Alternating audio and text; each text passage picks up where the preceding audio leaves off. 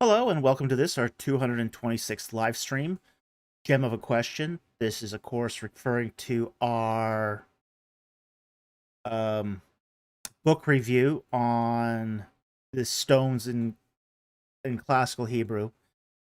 If you wish to go view that video after this is over, please do so. We extend our condolences, of course, to the Charlie Kirk family. What happened this week was a terrible, horrible, horrible act.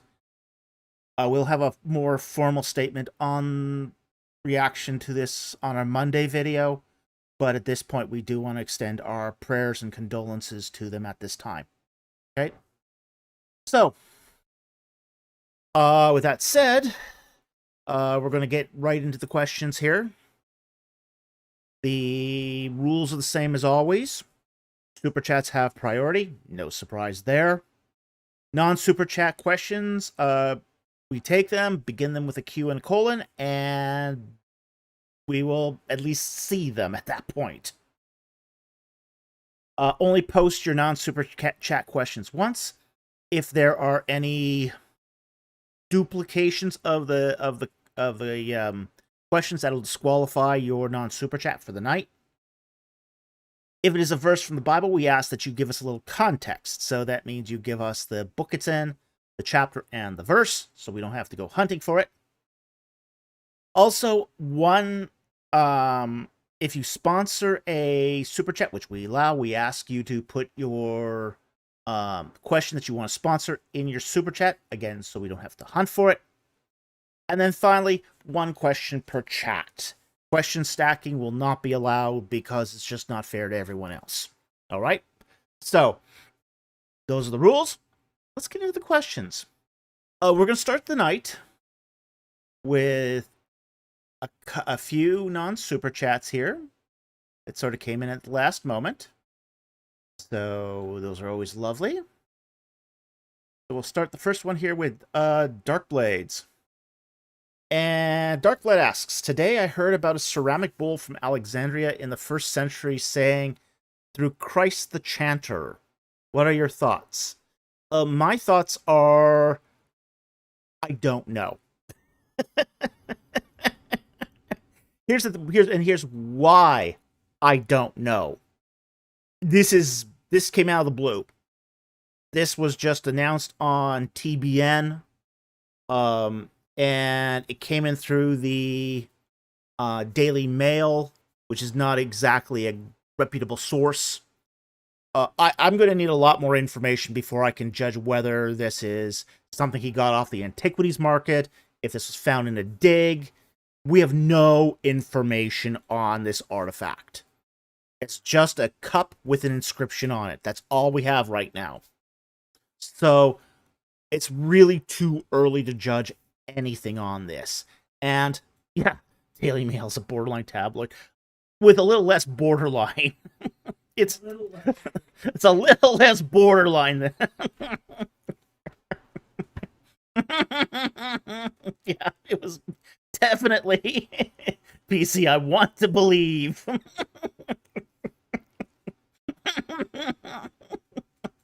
That's about it. You got it. Yeah, so too early to really say. Again, the sources that this is coming from are not reliable. A TBM is not a reliable source, and the Daily Mail certainly is not a reliable source. No, this does not fall under the scholarly journal of discourse. So here's what I would say. I'd say let's wait. Let's hold off on this. Let's wait until there's some Daily Mail is bunny betting. I don't think it makes good bunny betting. I mean, pine pellets are much better bunny belling. Darkblade, hopefully this won't be the second coming of the Mount Ebel amulet. Oh, if it's I did see a picture of it. It could be a forgery, though. It could very likely be a forgery. So I would want to see the provenance of this artifact before I make any definitive statement on this. Tossman, I only trust the Daily Express. Well, I only trust the National Enquirer. Hey, Batboy was real. Batboy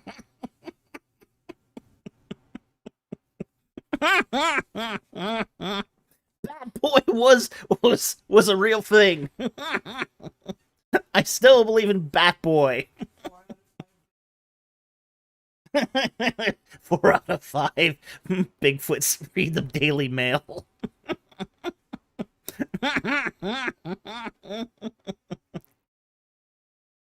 mm. Hey, Bubble Machine, good to see you here tonight.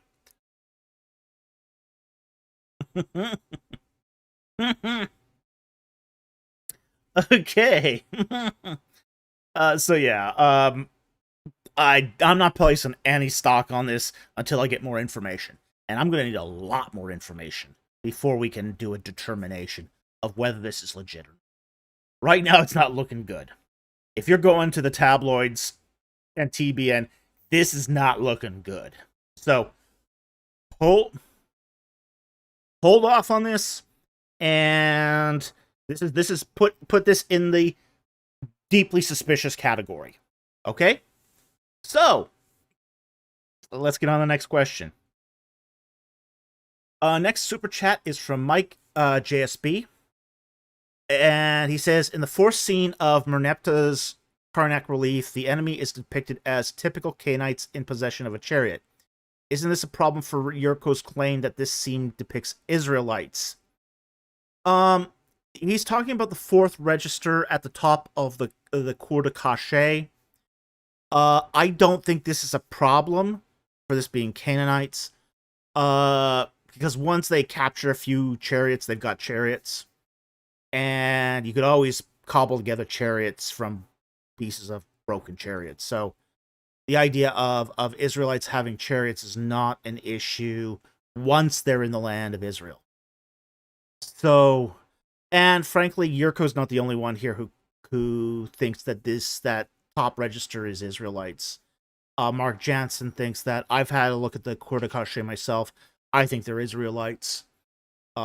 They are consistent with the depiction of Israelites, not just generic Canaanites either. Okay, so there does seem to be something specific about the mode address that would indicate that these are not just your everyday Canaanite. So, I don't think this is a problem for Yurko's assessment, or anybody else who looks to that fourth register. It'd be nice to have more of that fourth register intact, but we don't at the moment. The reconstruction did not go that high, unfortunately. So I would have loved that if that wall had been reconstructed to a higher level. But if they do reconstruct it, that's going to take some more time.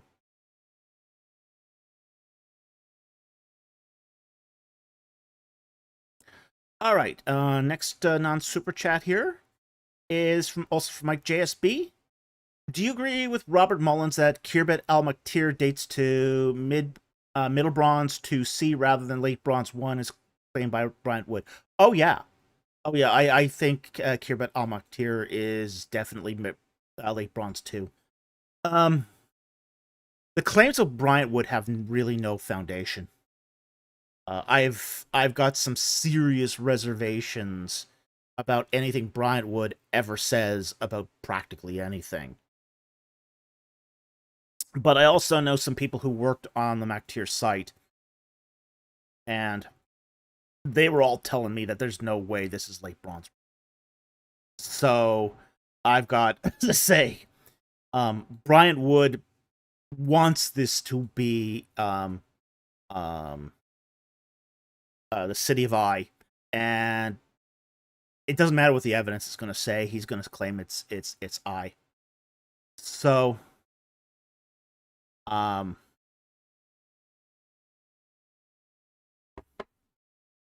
so I think that's going to be an issue.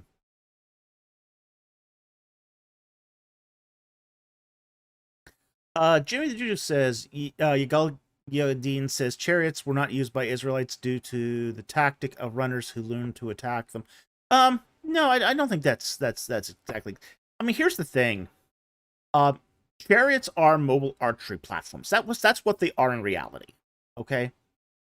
Um, you people use chariots from a distance, and you use the speed of the chariot to get that distance. Chariots are most dangerous when they're far away, not when they're close, because you got one guy who's a driver and one guy who's an archer. Okay, and the Israelites had archers. Okay, bow making technology is not a huge secret, and everybody had bow technology back then. So then the only difference then is, are you doing it from a stationary position or are you mobile as you do it? So I think that whole idea of that they wouldn't use it because of the tactic of runners that learn to attack them is kind of beside the point. And frankly, they also had close weapons too for that reason. They also carried javelin. So, that's I think that's kind of a specious argument. Well, the driver's driving. No, but the second guy, the second guy is going to be carrying three types of weapons. His primary weapon is going to be the bow. His secondary weapons are going to be javelins, and he's also going to carry a spear. Because worst comes to worst, he's going to use the spear as a lance. So, Dossman, good old spear is all I need. Yeah. Yep. The Darkblade. So chariots are kind of like early ancestor of tanks. Absolutely. Yeah, you got to think of them as tank warfare. So then the only difference is going to be what kind of tank warfare you're talking about. Light tanks or heavy tanks. Those early chariots are going to be more like light tanks. Fast, mobile, shoots from a distance. Whereas, say, later chariots, like the ones the Assyrians are used, are going to be more like heavy tanks, where they roll over people with them. So absolutely, yeah. Think of them like tank warfare. Don't think of them as just... don't think of them as, say, brute force weapons of their own. They're basically... I mean, a tank, even if you think about a tank is basically an armored howitzer. It's basically an armored artillery gun. That's what a tank is. A mobile artillery gun. Well, a chariot is a mobile archery platform. It's the same concept.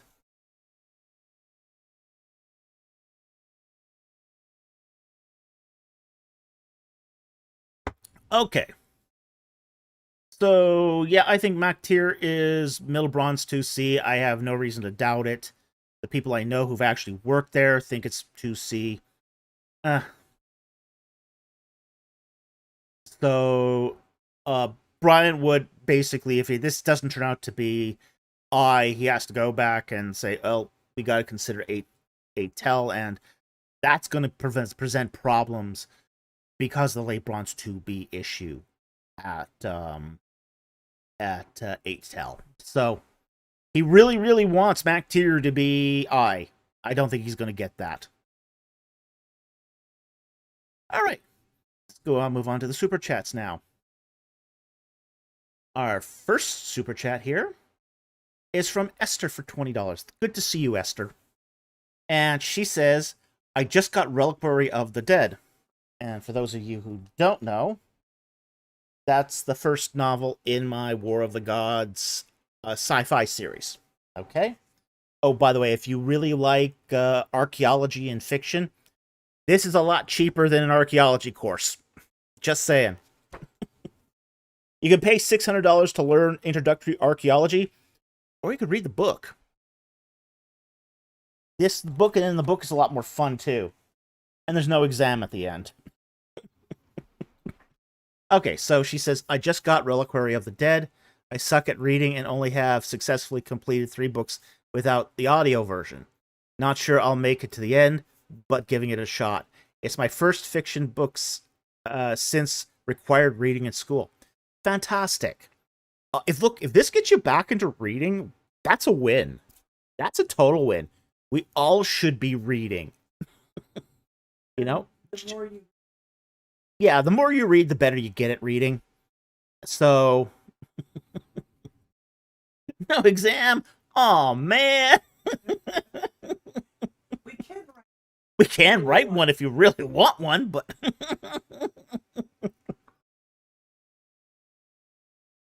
Annie Manuel. No writing papers. Dr. Folk did the work. So we're glad you bought the book, and we're thankful that you bought the book. If you like it, please leave a review. We definitely rely on reviews.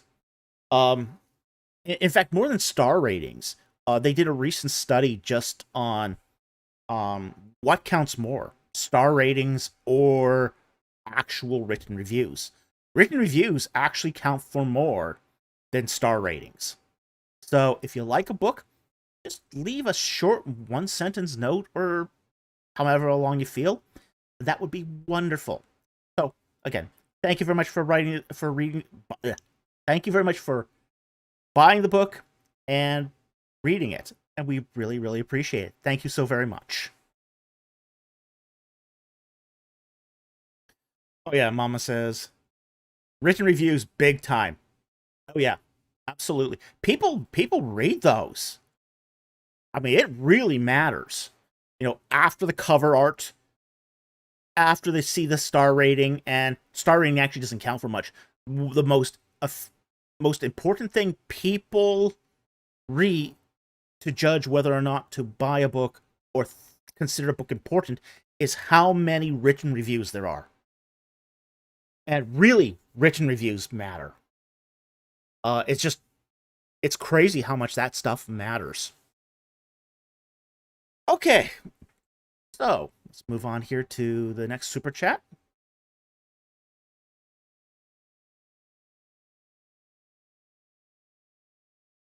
Mama says, I've been trying to make time to reread it, to review it in depth, but life has been cray-cray. Oh, I understand. Oh yeah, I'm totally crushed by deadlines right now.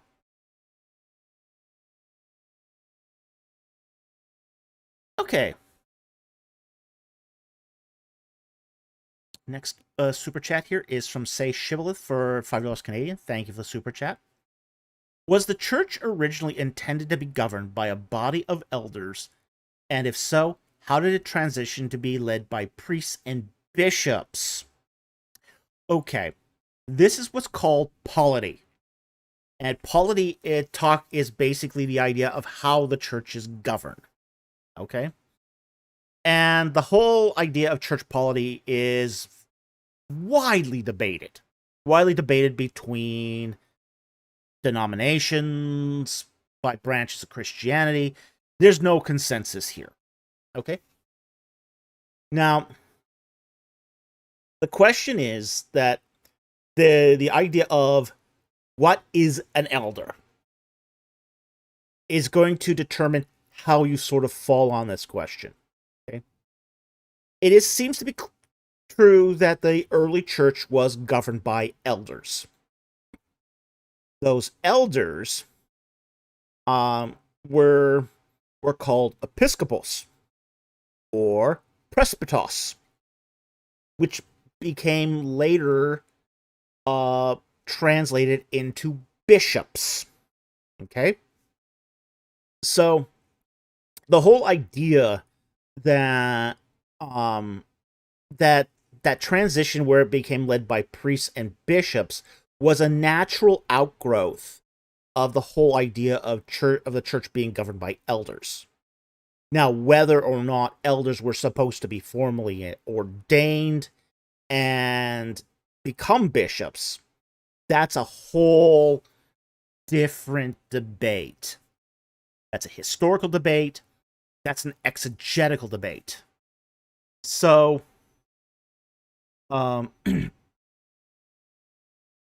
So there is a lot of that going on when we talk about this whole issue of um, what was the intentional church polity in the New Testament. So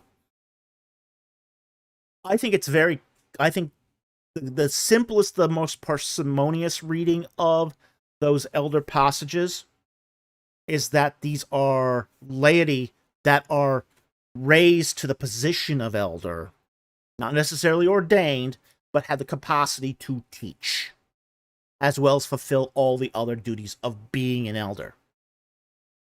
So, as the church became more formalized, those will eventually be recognized as bishops. But it isn't. It's a that's a process that takes a couple centuries to complete as such. So,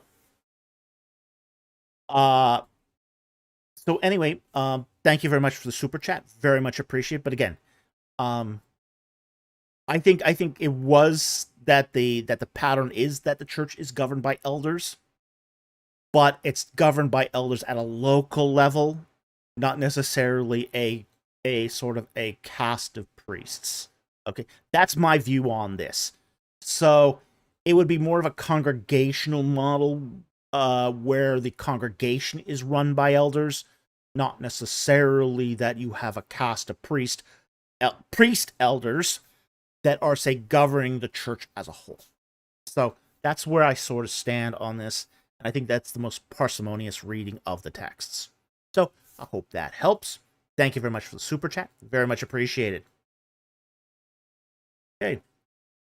Slam RN asks, in Reliquary of the Dead, how does the protagonist's approach to the mystery of the ancient artifact reflect a combination of deductive reasoning and knowledge of Near Eastern mythology? Okay.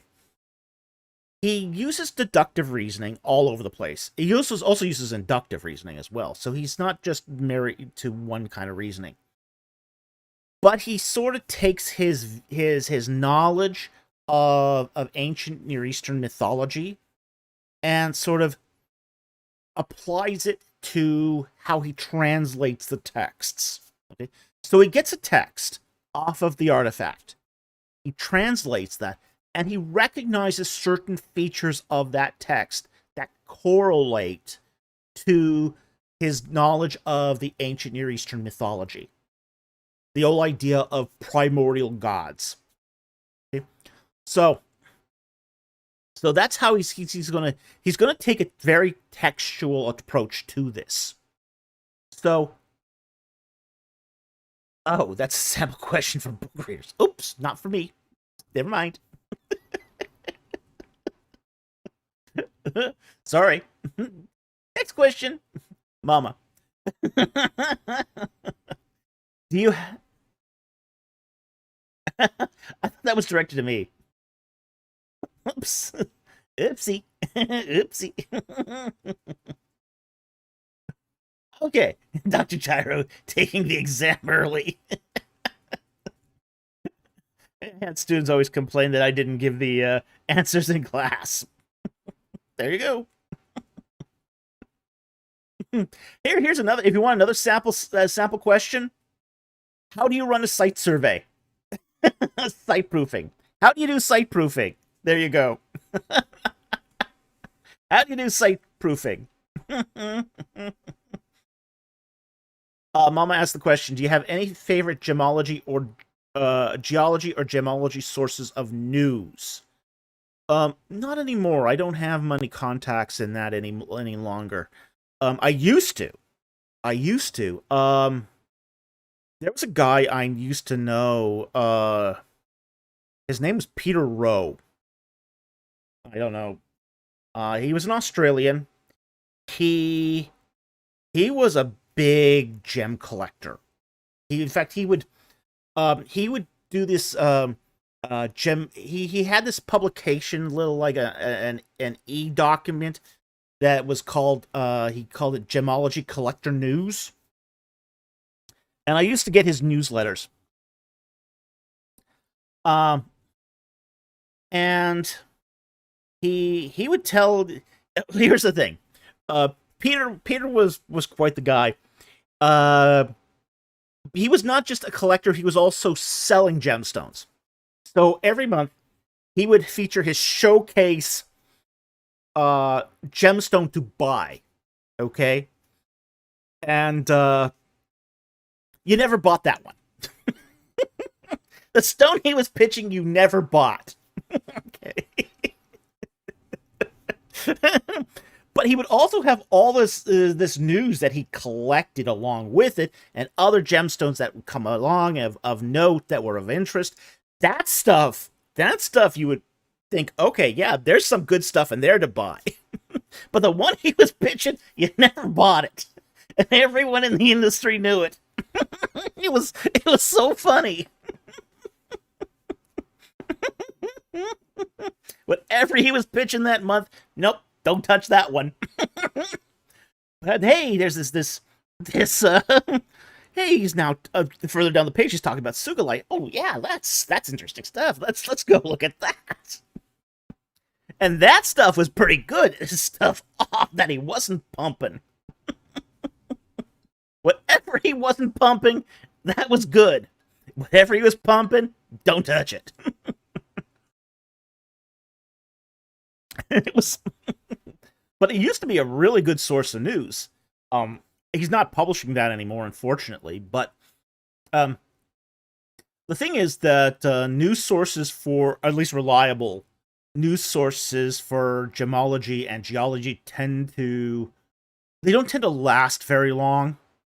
They're not publications that generally support themselves very well. I knew the publisher of what was called at the time Gem and Geology Aids, and of course now with, he published that in the 70s, and he published that for about 12 years and then sort of got out of it, because it was just it's just a very, very difficult sort of there is another magazine called Gems and Gemology that was also a Rock and Gemology or something like that. That used to be very good too. I don't know if it's in publication anymore. A lot of those publications no longer exist. But most sort of all these things sort of hit their height in the 70s and 80s. The best publications were in the 80s. The 80s had some wonderful magazines on this subject.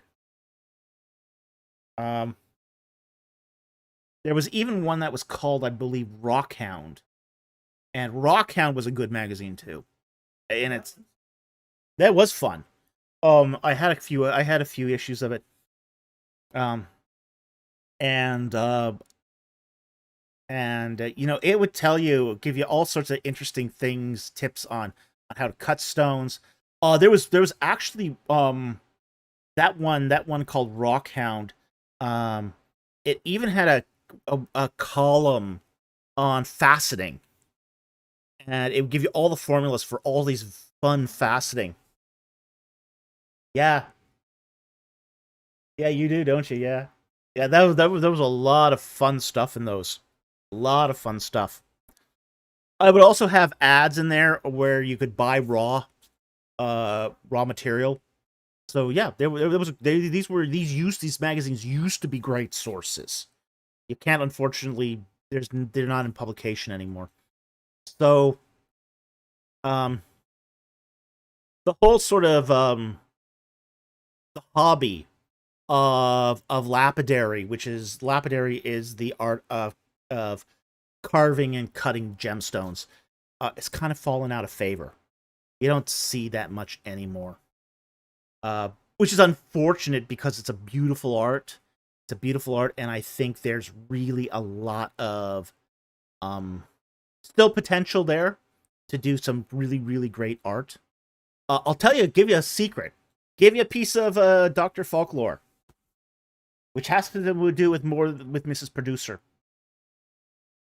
Mrs. Producer is one of the best How do I say this? Has one of the keenest eyes for lapidary.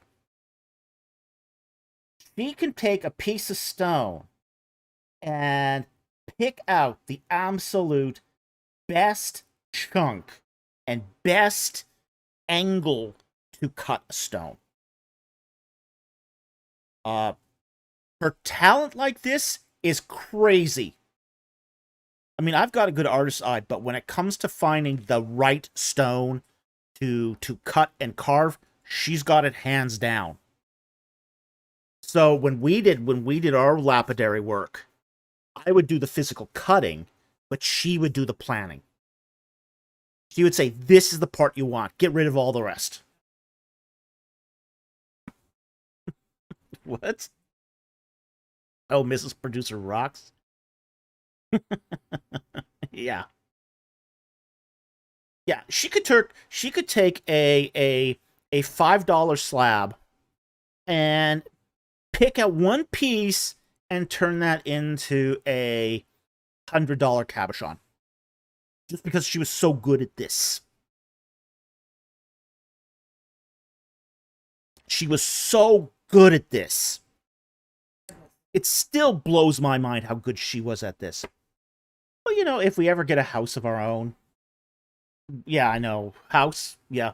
I'm living in a 550 square foot apartment, and I'm thinking of maybe someday I might have a house. Yeah. Not with what I'm making, but hey. You can dream. A man can dream of a house with a garage. Canada? House? Yeah. Yeah, it ain't gonna happen.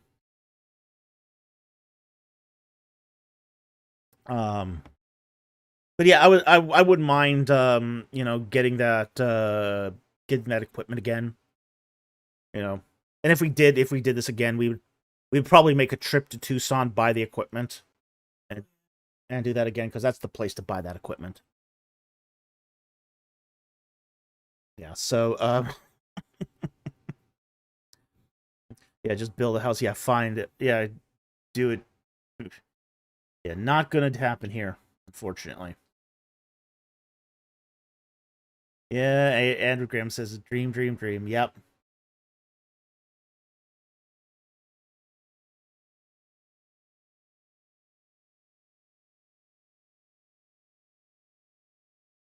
Okay, well.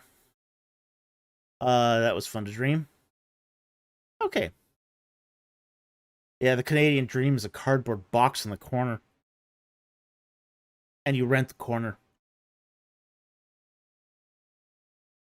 Okay.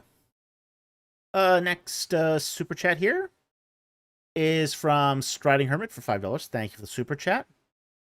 And he says, "Good day to you both, Dr. Falk and Mrs. Producer. I pray all is well with you both. Question: when your mind is clouded, what is your go-to passage of the Bible?" Someone. Uh, I would say that is, if my mind is clouded, Psalm 1 is the easiest to read. It's easy to read. It gets right to the point. It's short, you know. And how blessed is the man who does not walk in the counsel of the wicked, nor stand in the path of the sinner, nor sit in the seat of the scoffers. But his delight is in the law of the Lord, and his law he meditates day and night. And he will be like a tree firmly planted, firmly planted by streams of water. I mean, isn't that an evocative image? Which yields its fruit in season. So, okay, you've got an image here already in your mind with Psalm 1. So it sort of just wakens your mind to scripture just to see that picture. And its leaf does not wither. And in whatever he does, he prosper. The wicked not so, but they are like chaff which the wind drives away. Therefore, the wicked will not stand in the judgment, nor sinners in the assembly of the righteous. For the Lord knows the ways of the righteous, but the way of the wicked will perish. It's a great little psalm. If your mind's clouded, it's an excellent, excellent way to sort of refocus on the Word of God in Scripture. So that's my go-to passage when sort of my mind's clouded. Hope that helps you. Thank you for the super chat. Very much appreciated.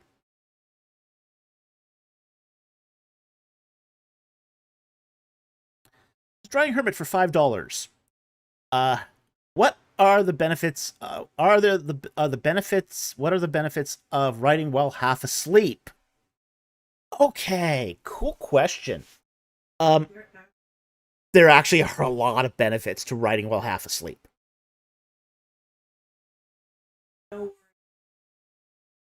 Yeah, you have no worries about. You're not inhibited by the quality of your work. First of all, it all flows freely, especially if you're in that sort of what I call a state of fictive dreaming. Okay? Now, what is a state of fictive dreaming? I would like to. I have never seen a writing book talk about fictive dreaming. I've seen a art book talk about fictive dreaming, but you've never seen a how to write book that talks about fictive reading, fictive writing, fictive dreaming. Sorry, but I have seen art books on fictive dreaming, which is really interesting. So this practice of doing, say, visual art, painting, drawing while half asleep is a thing. It was for example, it was highly promoted by Salvador Dali. Salvador Dali had this idea of fictive dreaming when he painted. But you never see fiction writing helps talk about this, but it should. They should, because this is a huge tool. This is the idea that as you dream about your characters, you're writing about it at the same time. So you're quite literally half asleep as you are typing this, and as you are half asleep, and you're dreaming about your characters going through their day and through their challenges, you're typing this out. Now, I don't think you probably get a very good sleep doing this, but you won't get good sleep, but you'll get a great story. This is a technique that I do. I do the fictive dreaming technique when I do writing, because I just find my characters just flow into it. So it's one of those things that I think it's very helpful. I think it's very you need this if you want to sort of, especially if you're a pantser. If you're a pantser, fictive dreaming is very helpful. It's not so helpful if you're a plotter. If you're a guy who plans all your writing ahead of time, fictive dreaming is not going to help you that much. But it's if you're sort of guy that does writing dynamic, writing without planning, then yes, it can be very helpful. So those are the benefits. I mean, and it's, as I said, you're not inhibited. Your characters are just behaving the way they should naturally. There's a lot of things that you're not inhibited by your well, should I really write this or not? You're just writing it. So, yeah, there are a lot of benefits to writing while half asleep. So, hope that helps. Thank you for the super chat. Very much appreciated. Ryan Cohen Cap, what's a panzer other than a tank? Okay, not that kind of panzer. Okay? It's as in pant, as in seat of your pants. Okay? It's the idea that you write without planning ahead of time. Now, the fact is that writing styles tend to fall into two camps: pantsers and plotters. Or what's sometimes called dynamic writing or planned writing. Now, say a pantser doesn't plan much, or much of anything. Whereas, say, plotters tend to plan out every little detail. Okay? Now, we have to understand that this too is a kind of a spectrum. There are people who plan very, very little, and there are people who plan a lot, but even those who plan very little plan something. Whereas, say, guys who do plotting don't plot everything. They don't plan everything out. There is some room in there for dynamic expression as they write. So it is really a gradient here. Like, for example, when I write, I figure out who my character is, what's the setting, what's the theme, and what's the inciting incident. That's it. That's all I start with whenever I write a book. I don't know where it's going. I don't know what. I mean, and even the theme is provisional.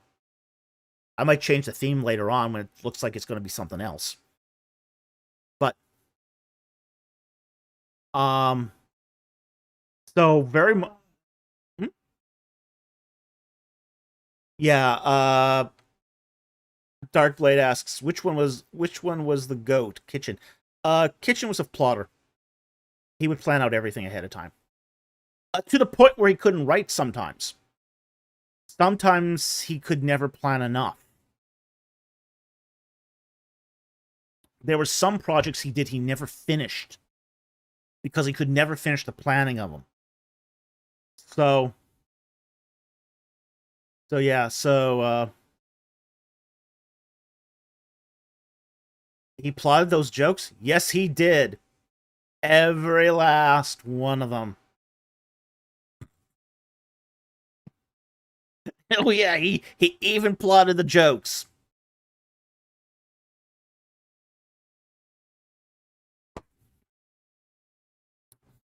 Yeah, so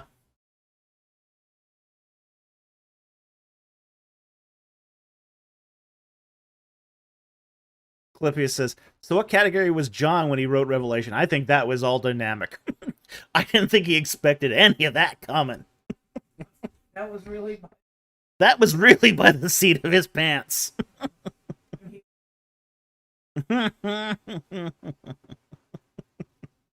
Yeah. So, yeah, that was really...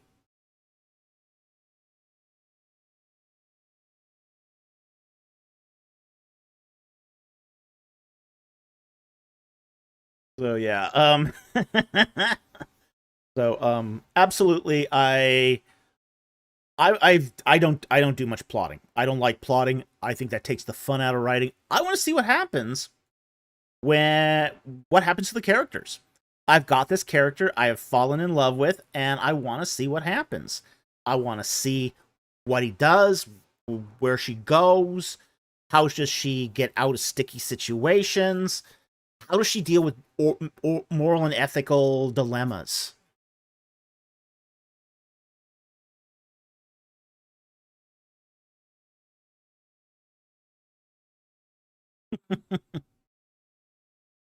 Francis Dobbs, is God a planner or a dynamic writer? I don't think there's much of a difference for him. I think it's one and the same for him. I think he can write dynamically, and it turns out just like plotting. Bubble Machine. I am not a plotter. I stay with the moment so I don't lose momentum with how the character would react. Mama, I am so excited for book 3. Wow, book 3 is probably the most complicated book I've ever done. It's gonna hit people in the face like a 2x4. At least if I've done my job right. Mrs. Producer has already read it.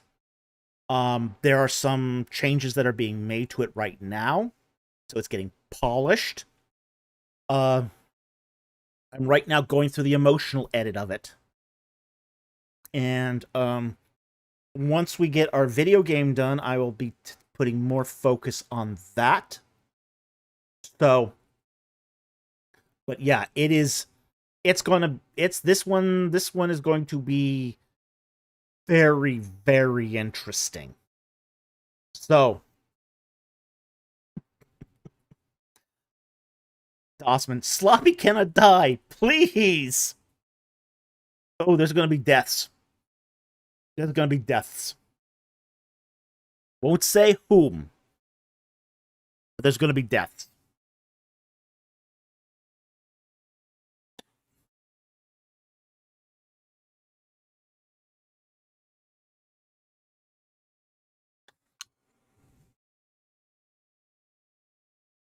Honest Try says, I plot key events but leave room for dynamic events and changes. I don't even plot key events. I mean, God bless you if you do. I kind of wish I was more of a plotter, because frankly, it would make it a lot easier to sell books to publishers.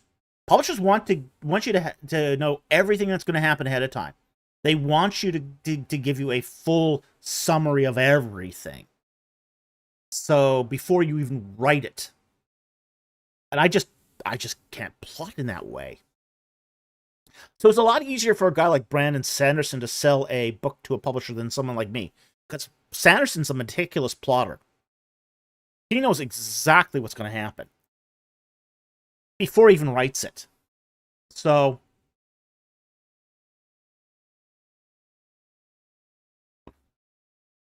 absolutely, I think it's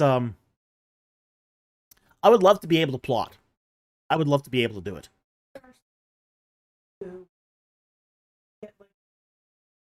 Oh yeah. Oh yeah. Stephen King's one. Stephen King's one. He knows the entire plot. He knows everything that's going to happen in that book before he sits down and writes it. Yeah, I can't do that. I can't do that, and it's just like I want to discover what happens. I have to discover what happens. So I just am unable to plot in that way. Ryan Dossman says, my problem is I get caught up on plotting the plotting. Some people do. Yeah, there is something called plotting paralysis. Plotting paralysis is when people get so wrapped up in the plotting that they just don't do it.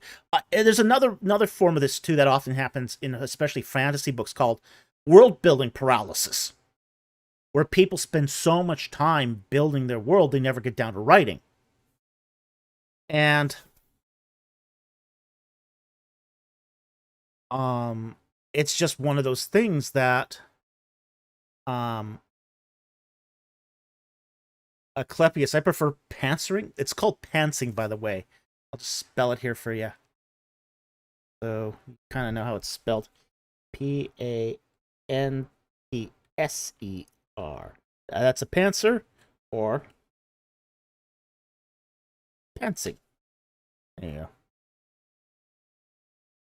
It's not spelled with a Z, it's spelled with an S. As in pants. A pair of pants. Okay.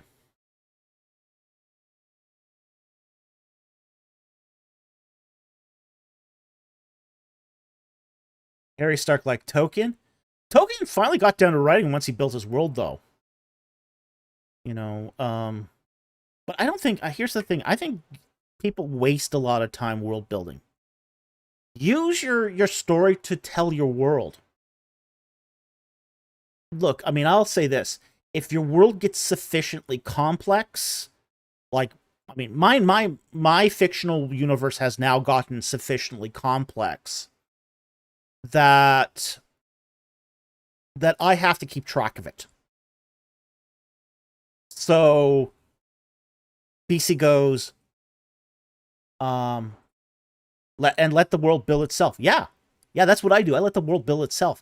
But now I have to have a wiki.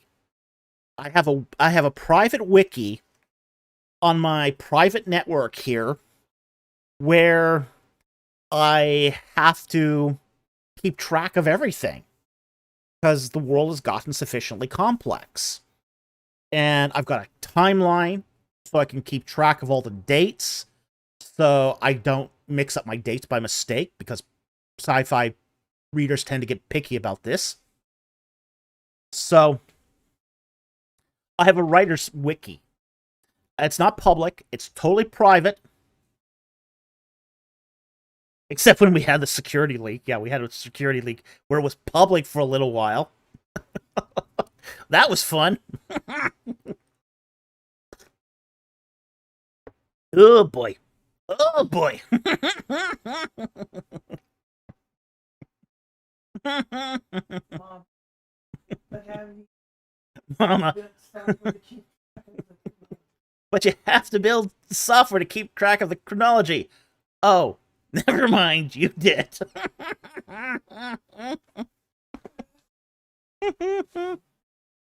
BC hacked. No, exposed. It was exposed. It wasn't hacked. it was yeah, so our private wiki was exposed on the web for about 2 weeks. We didn't know it. But nobody seemed to notice it either. So it was like nobody noticed it, so we were able to plug the hole, and that was that. I mean, it didn't let out any major secrets, so it wasn't, but it would have if we had not fixed the leak. BC Dawson, we got Dawson here. Nobody cares. Yeah, pretty much. Yeah, so it was just like yeah, it was leaked. You could actually seen some of our plans for a while, but nobody cared. Nobody even thought to look. No one even thought to look.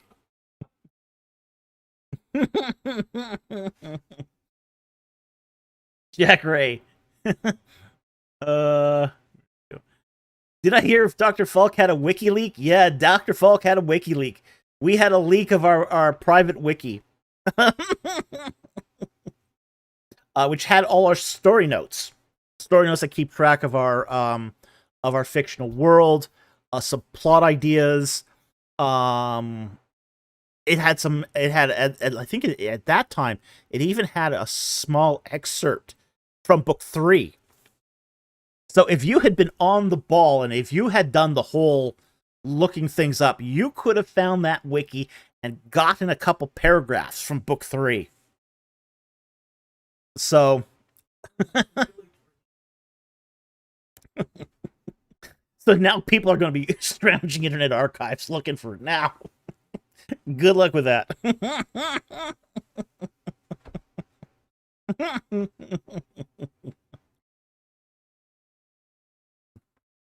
Okay.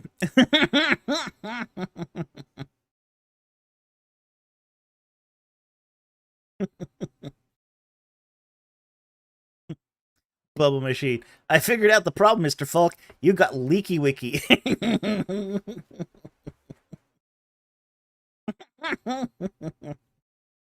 Yeah, but we have fixed it now. It's fixed. It will not be leaking again.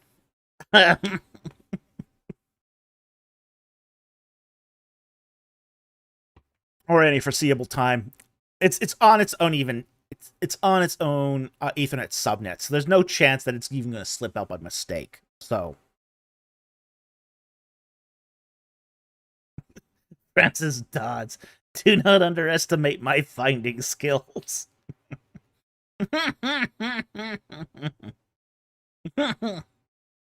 Ah, that's fun. But yeah, we are really excited about book 3. Book 3 is turning out much better than I thought it would.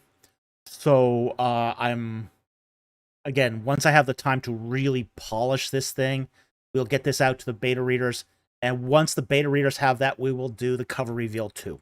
So that's what you got to look forward to in the near future, hopefully. All right, so let's get on the next super chat here. Striding Hermit. Have you ever written something that felt prophetic or was prophetic, given that you won't delight us with a memoir? You mean like writing about the banality of evil 2 days before an assassination? No, I have no idea what that feels like, not in the slightest. Ooh. Yeah, it's happened to me way too much. Look, I'm not going to claim to be a prophet.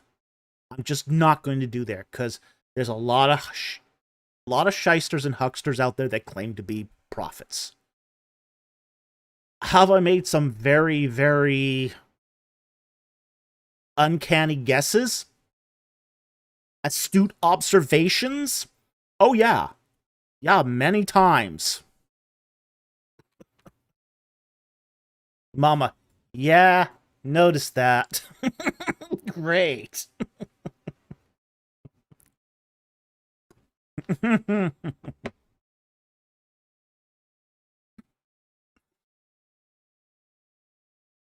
Osman, sometimes being prophetic just means you use logic. Or intuition. Intuition. So, yeah, have I done things and written things and recorded things that turned out to happen just before something major like that? Yeah. Yeah, it's happened to me many times, and again, I do not revel in it. I do not claim to be a prophet. Yeah. It's a matter of remaining alert and then using your intuition at the moment. And that could be part of a prophetic gift. But I'm not going to claim it is.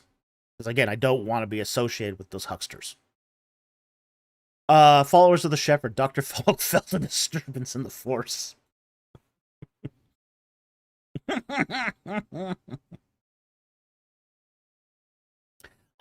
That works for me. That works for me. I'll keep it there. BC, got any stock tips? I've done very well in the stock market. Whenever I have played the stock market, I have done very well. So, I don't give stock tips because I'm not a certified financial advisor, and for me to give stock tips would be against the law. Okay? So, I can't give you stock tips. Even though that doesn't prevent me from exploiting them myself.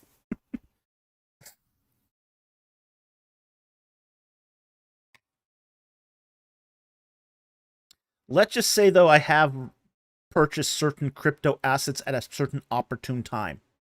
Okay? We'll leave it at that. Okay.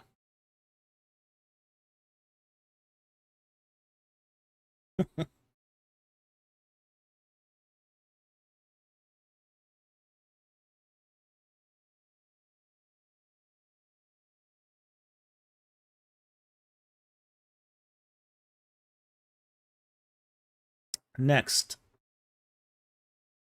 Let's see here. Striding Hermit for $5. Thank you very much for the super chat. Do you sometimes recite prayers in languages other than English? Not typically. Full coin. If someone starts making a crypto name meme coin after me, I'm not sure I would invest in it, honestly. I don't invest in meme coins. All right, back to the question. I will occasionally recite portions of Psalms, or I'll do the Aaronic blessing in Hebrew.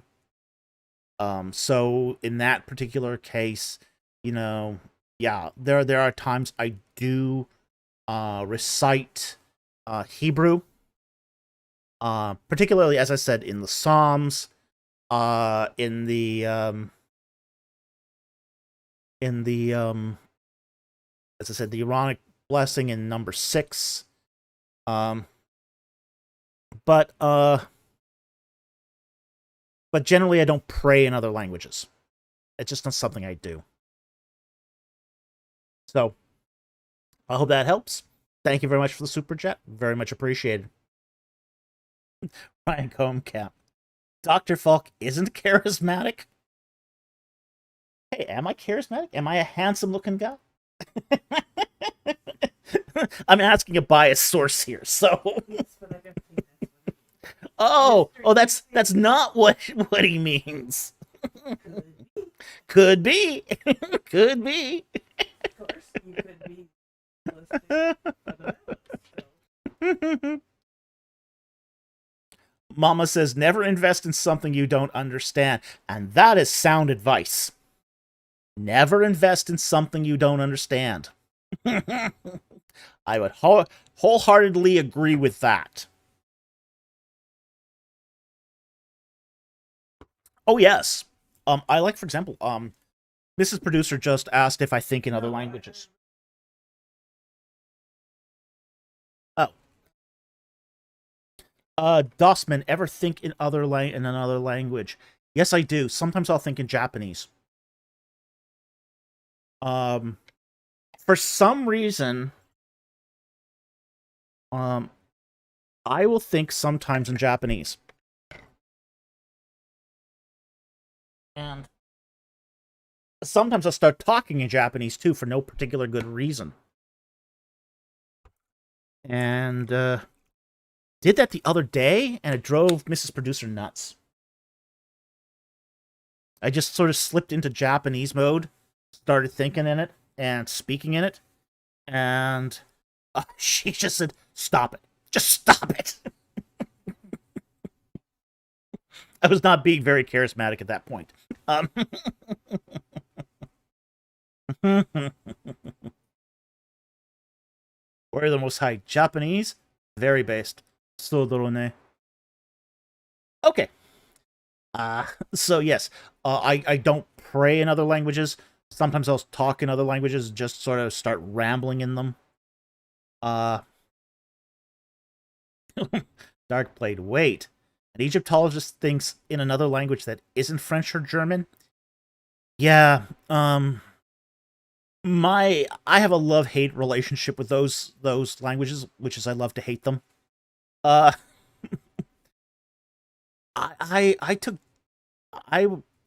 as a Canadian, you're force-fed French. And I never was very fluent in French, so for me, I never got to that capacity where I could sort of think in it. German I learned in graduate school, but I don't really use it that much. I end up using French more than I do German, actually, even in most of the scholarly literature.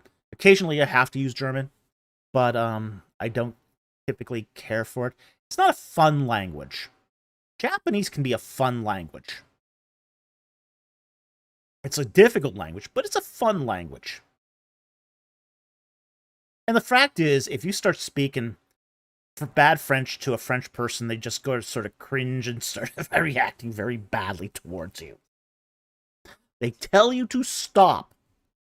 Whereas if you talk, say, bad Japanese to a Japanese person, they go, oh, thank you so much for trying to talk in my language. I'm so happy.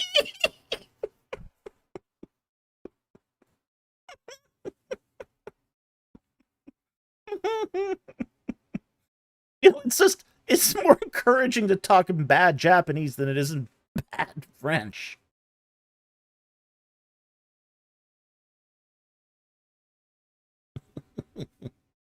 Alrighty.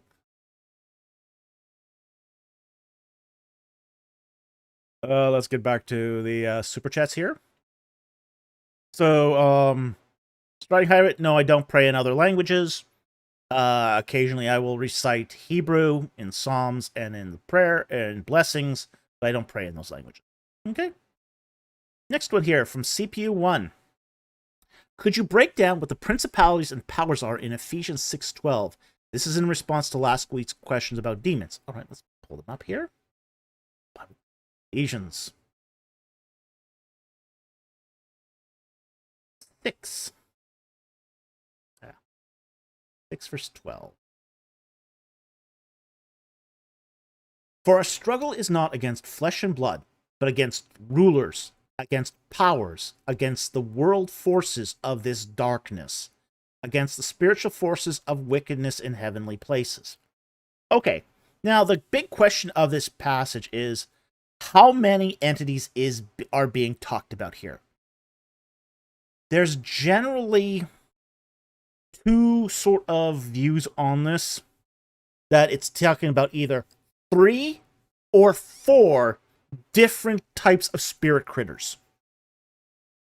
And that seems to be sort of the consensus here, that it falls down on. I guess there are other views too. Like, for example, there's this idea that this is just a poetic form and they're all the same spirit critter. Okay? But generally, most commentators will either fall into the 4 view or the 3 view. And basically, you get the first part. For our struggle is not against flesh and blood. Okay, so this precludes a naturalistic view, but against rulers. Okay, and these are arche. These are high rulers from the beginning. Okay, so that's generally agreed on what's meant by arche. Against powers, exousia. These are authorities. So you got guys that rule, and then you got authorities. And then against these cosmocrator, okay, where you've got in this here, these are what's called cosmocrator, and we find this term cosmocrator, essentially, world rulers, world forces, and Paul here qualifies this of this darkness. So essentially, world powers of this darkness. Okay. So those are the 3 that are agreed on.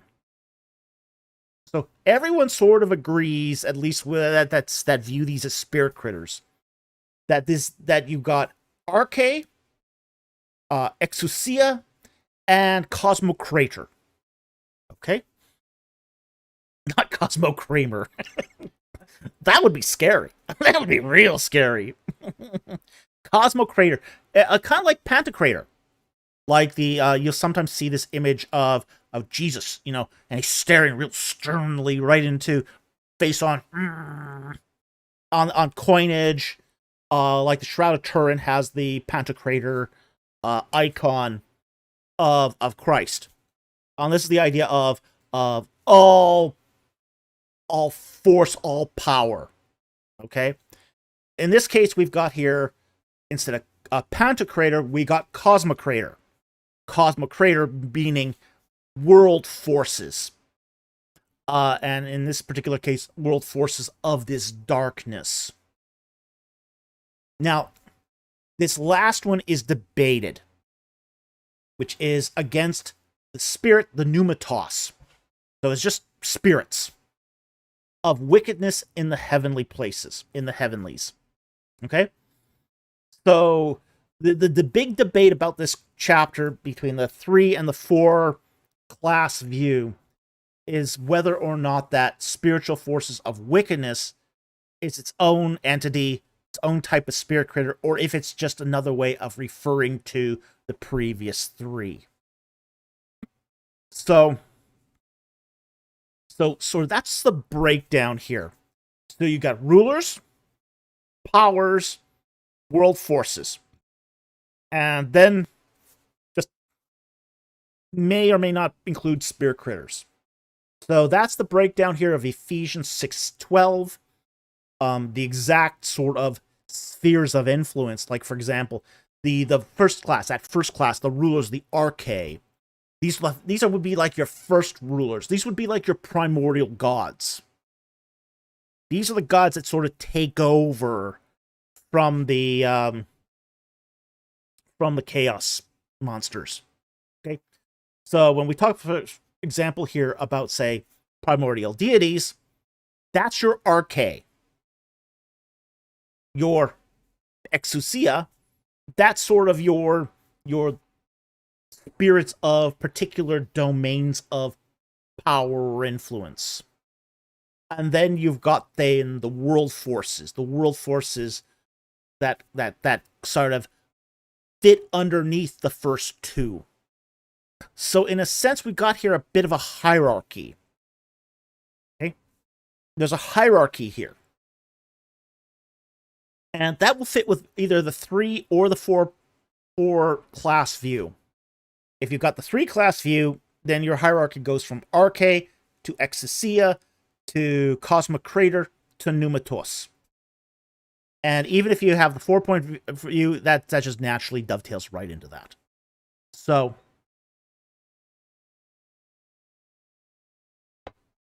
Ryan Cohen Camp. So what class would Godzilla be? I think he'd be a Chaos Monster, honestly. I think he's a Chaos Monster. He doesn't fit in this rubric. He's a Chaos Monster. But if you were to fit him in this rubric, he would probably be an Exousia. A power. That would probably be the closest description of Godzilla if you put him into that rubric. If you had to force him into one of these, it would be an Exousia. Okay? So, hope that helps. Thank you very much for that super chat. Very much appreciated. And, yeah, we're talking about a whole sort of diverse ecosystem of spirit critters here. So, okay, next one here is from Striding Herb for $5. Thank you for the super chat.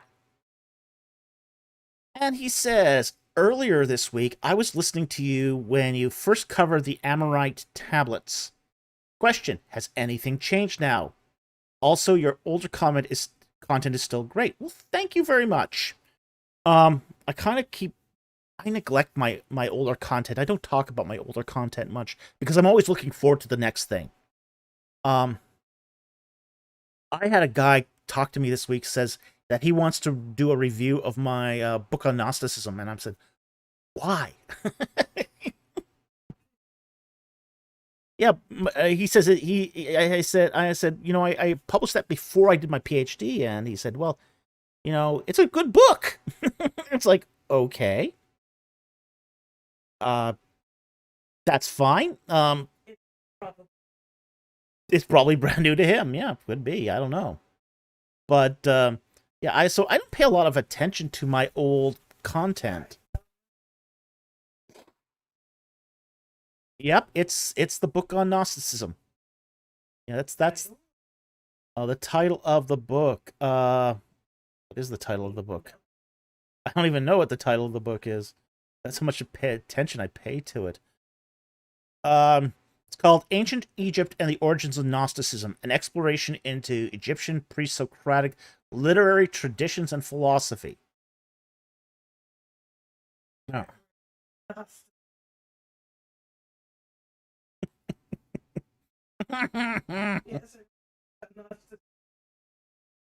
Jack Ray, Gnosticism book. Is it a secret text? Yes.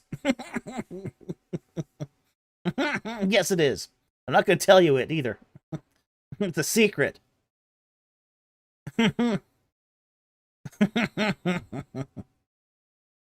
All right, next one here. Getting back to Striding Hermit here. Now, has anything changed? Not really. What has happened, though, is people are starting to use that article to resolve controversies. That's changed. In fact, I used it this week. What's his name? Ron Hendel wrote a publication basically attacking Kitchen's views on the Middle Bronze dating of Abraham and the patriarchs, and it's like, why would you even do that? That's just a dumb thing to attack. But one of his arguments was that that the names found in the book of Genesis aren't Amoritic. At least a lot of them aren't. But he tries to make the argument that none of them are Amoritic, and points out Sarai. Well, that Aleph Yod ending, it's not a Canaanite ending. You don't find that ending in West Semitic inscriptions. Leighton argued in 2018 that, well, we don't have enough Amoritic material to say if that's really an Amoritic ending. So it could be an archaic Ugaritic ending. Well, okay. Now that article on the Amoritic tablets comes out in 2022, and now there's no doubt that Aleph Yod ending is a female ending, feminine ending for a noun. That controversy is now resolved because of that article. That's now settled. So at this point, there's no doubt that Sarai is an Amoritic name. No doubt at all. So what that article is now doing is it's now resolving a lot of these debates. So that's changed. I mean, no further additions have been made to the base discovery, but now people are taking that discovery and applying it to other questions. And this is where the dust starts settling out. So that's very interesting and that's very exciting.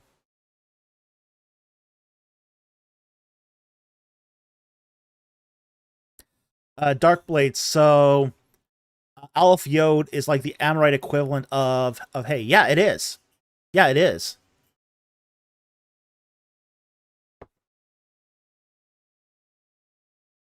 So yeah, absolutely. And this is, as I said, it's really interesting to, I mean, because it had always been speculated from steel impressions that Aleph Yod was an Amoritic feminine ending. We really couldn't be definitively 100% sure of that. Now we can be. Now there's no doubt about it. And George and Krebernick's article really settles that issue.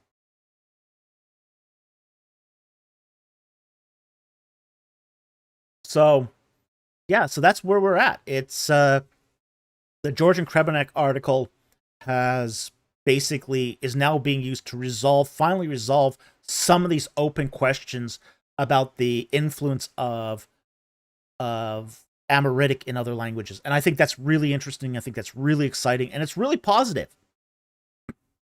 Because anytime we get more data, more information, we can resolve more questions.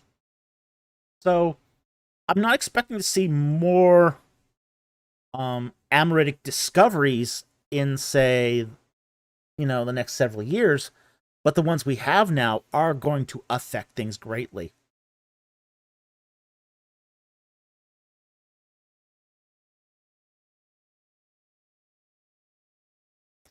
Mama says, hey, to Ryan, hey, progress is progress. Yeah, progress is progress. Absolutely. And frankly, too, it hasn't resolved every question. Like, for example, the name for Abraham, Abiram, or Abram, is not yet resolved because of those tablets, but it's halfway there. We do know that Abi is, its father or my father in Semitic languages, but we also know now that it's also my father in Amoritic too. So, we're kind of halfway there. I mean, we're all the way there with Sarai. We know Sarai now is a Amoritic name, but now we're halfway there with Abraham too. So that's very cool also. DC, whoa, we're halfway there. Yep. Yep.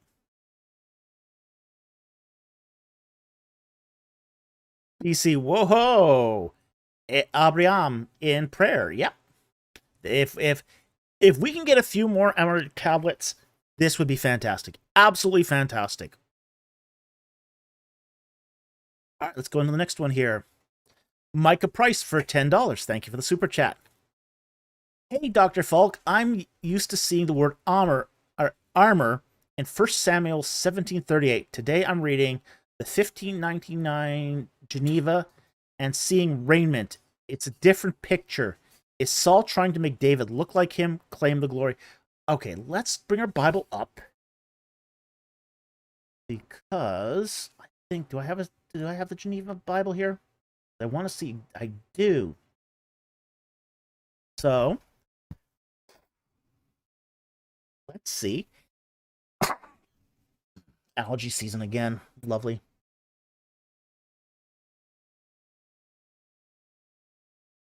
So 1 Samuel.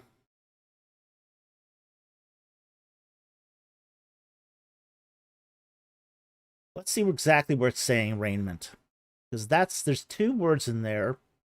So we're going to have to see which one's which. 17, verse 38. Okay. Okay, interesting. And the Geneva Bible, which is quite the interesting translation. And Saul put his raiment upon David, and put a helmet of brass upon his head, and put a brigandine upon him. Okay, so it's the first one, the raiment upon David.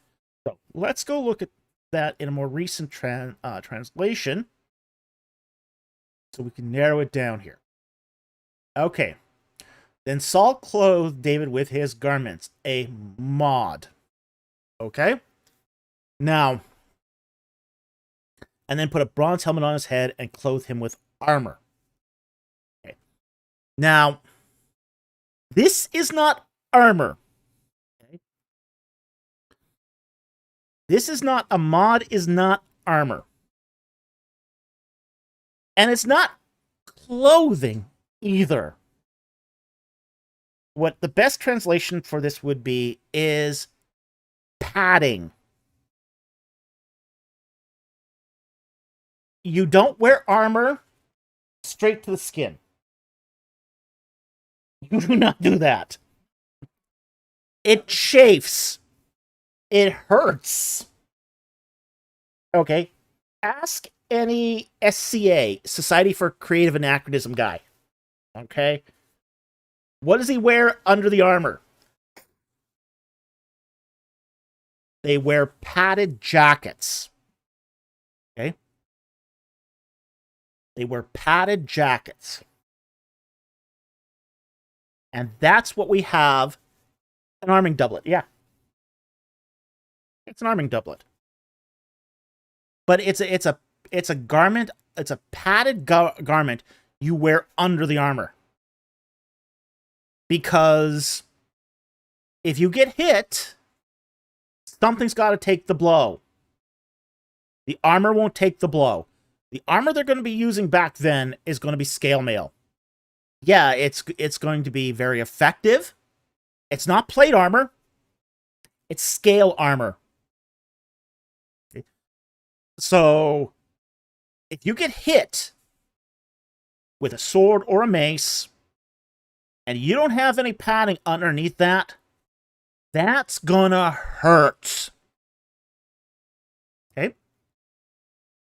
So what they would do, they would put padding underneath the armor.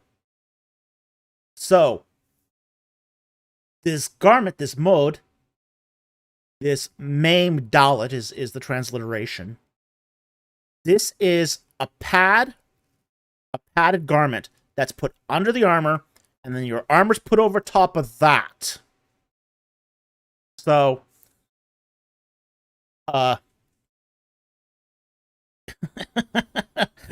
David and Goliath, brought to you by Under Armour, registered trademark.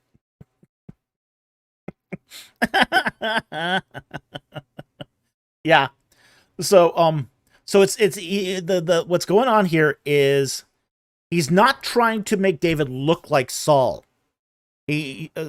Saul is trying to give David the advantage of full armor. Look, armor's expensive. It's really expensive. Most of the people on the battlefield there are not wearing armor. Okay? They're not wearing armor. It's really, really expensive. Saul has armor because he's the king. He can afford armor. You know, back in the day, very few people actually wore armor. If they had a weapon, they probably didn't have armor. So most armor was generally very light. It was only covered certain portions of the body. It certainly was not something everyone owned. In fact, most of the people who had been fighting that day would not have worn armor. And David certainly didn't own armor, because he was a shepherd. He wasn't wealthy. But he's going up to fight against a guy who has armor. Okay? So, basically, Saul has taken his man-sized armor for an older guy, and putting it on this boy. And of course, he's going to be swimming in it. He's going to be swimming in this thing. It doesn't fit. It's not made for him.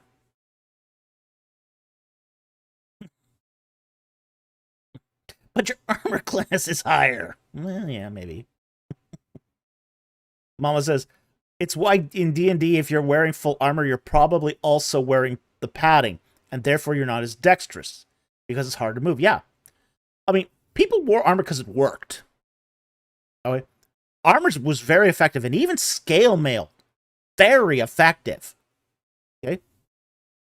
So, and Goliath had the sort of weapons that would be most effective against scale mail. He had a sword and he had a spear. And really, it was the spear that would have finished him off. Okay? You get between those scales, and that spear would finish you off. The sword wouldn't be that effective against scale mail unless you got it into like an armpit or something like that. But as far as the spear would go right through that scale mail. So, but it was way too much. It was just something that David, he's fighting with a sling, and a sling, it's like bringing a gun to a knife fight.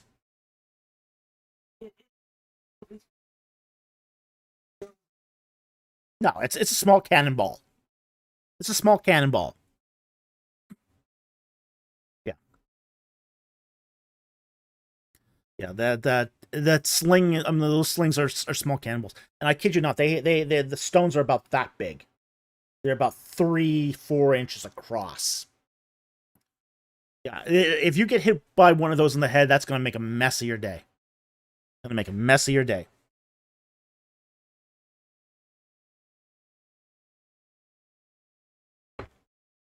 Yeah. Oh, yeah. Oh. Yeah. Shepherds did a lot of target practice with those slings because they're bored. They're spending a lot of time out there tending sheep. So a lot of them did this as a hobby, where they would take a sling and go knock rocks with them, and then should a bear or a lion come along, well,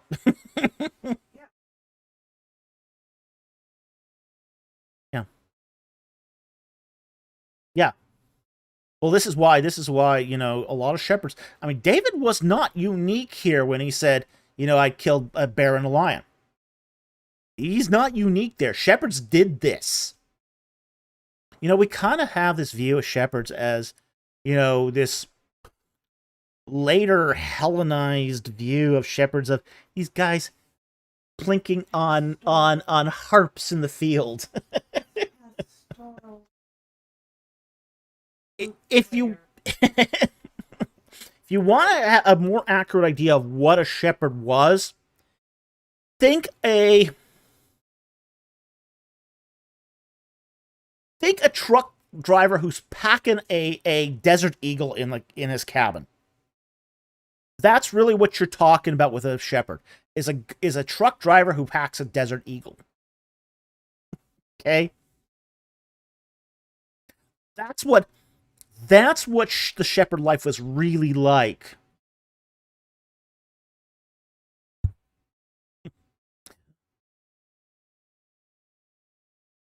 Mama, I mean, David played, but he also killed wild lions. Yeah, killed lions and bears. Sounds like they were playing thrash metal. Yeah, but this was a job that was done by men's men in the day. I mean, yeah, the text talks about him as a lad, a naharim, basically a young unmarried male. But that a naharim can be as old as 20, in his 20s. So, but at the same time too,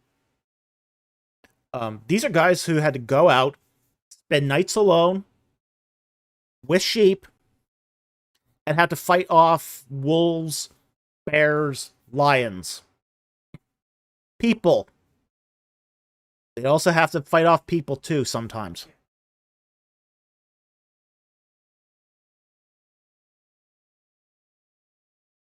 Did he? In Michael Price, they were expected to fight off thieves as well as not only animals. Yeah, exactly. Yeah, it's so BC. David 50 cal no scoped Goliath. Yeah. Right. So David was concealing anything? No, he was open carrying. He did open carry.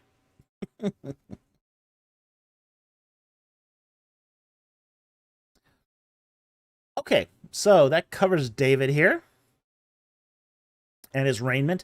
Yeah, so the when you see the term raiment or Saul clothed David with his garments, this is talking about a padded garment that would go under a suit of armor. Prepper.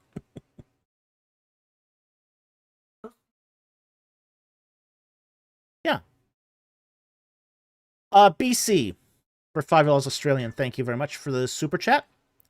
Would a gemstone book be a good read for the average Christian, or only if they have a special interest? I would say only if they have a special interest. It's written in a high academic style. It's a very difficult read. If you don't have any linguistics background, you're gonna have a tough time of it. I would say it's not a good read for an average Christian. An average Christian's not going to get much out of it. If you have a special interest in gems and Hebrew gemology, yeah, sure, absolutely, it's a great book. And I would say that if you have that sort of interest, there's a lot of good books you should get to. Okay? A good book on gems would help as well. One of the ones I would recommend is called Gemstones of the World. It's a small book. It's inexpensive. I would highly recommend Gemstones of the World. It'll give you a good primer on all the various classifications of gemstones. If you want to talk about jewelry making, we can talk about all sorts of other books I used to get. But yeah, that's the one I would highly recommend is Gemstones of the World.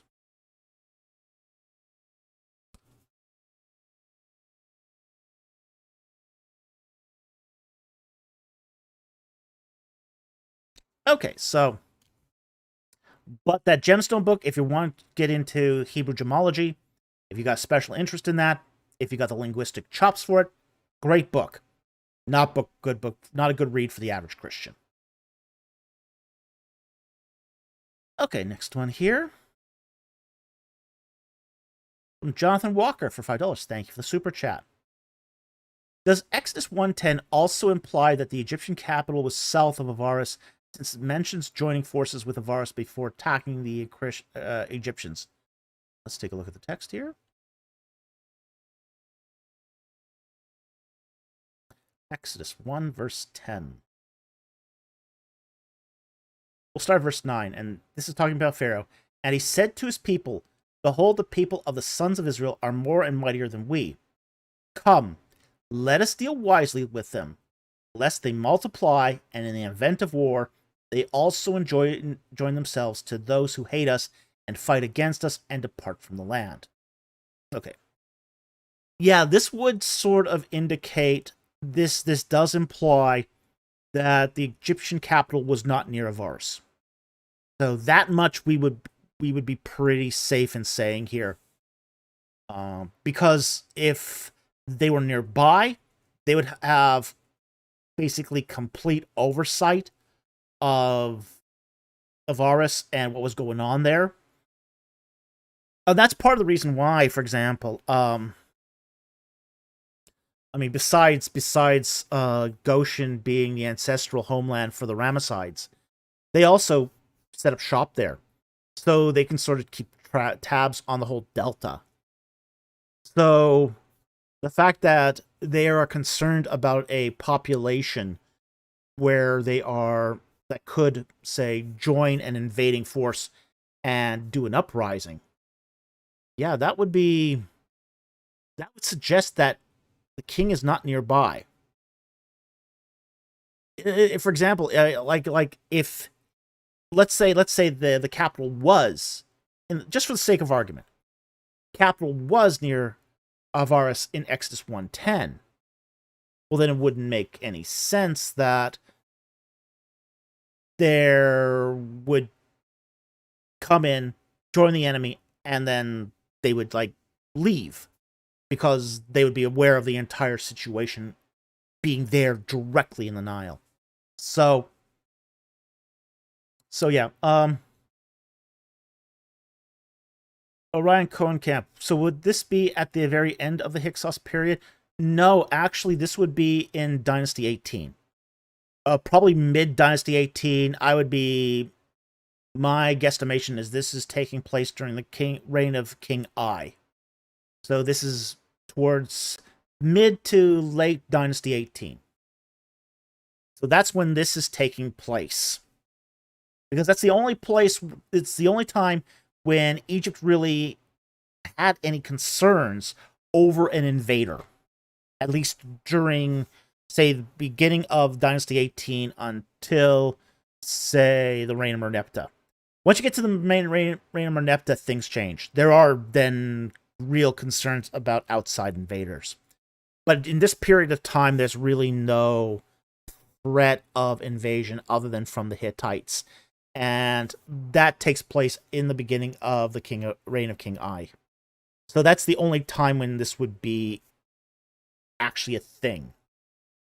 So that does sort of peg this to the reign of King I, and I is reigning in Thebes. So yeah, Exodus 1:10 does imply the Egyptian capital is outside of the delta, and we would, because they're concerned of a state of war, it would have to be that conflict with the Hittites that would be that war.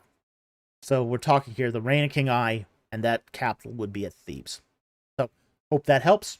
Thank you for the super chat. Really appreciate it.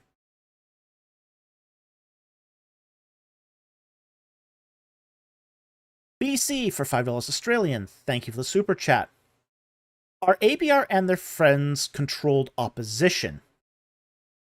I don't know what you mean by controlled opposition.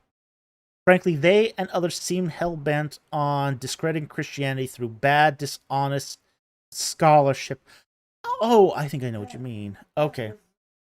No, that's not their intention.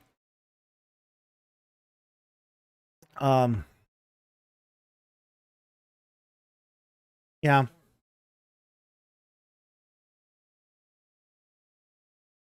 Good night, Mama. She's heading off for the night, so have a great night, you and your family, and have a great whatever you're doing tomorrow, and we appreciate you joining us here tonight. Now, back to the ABR question here. I don't think they're controlled opposition.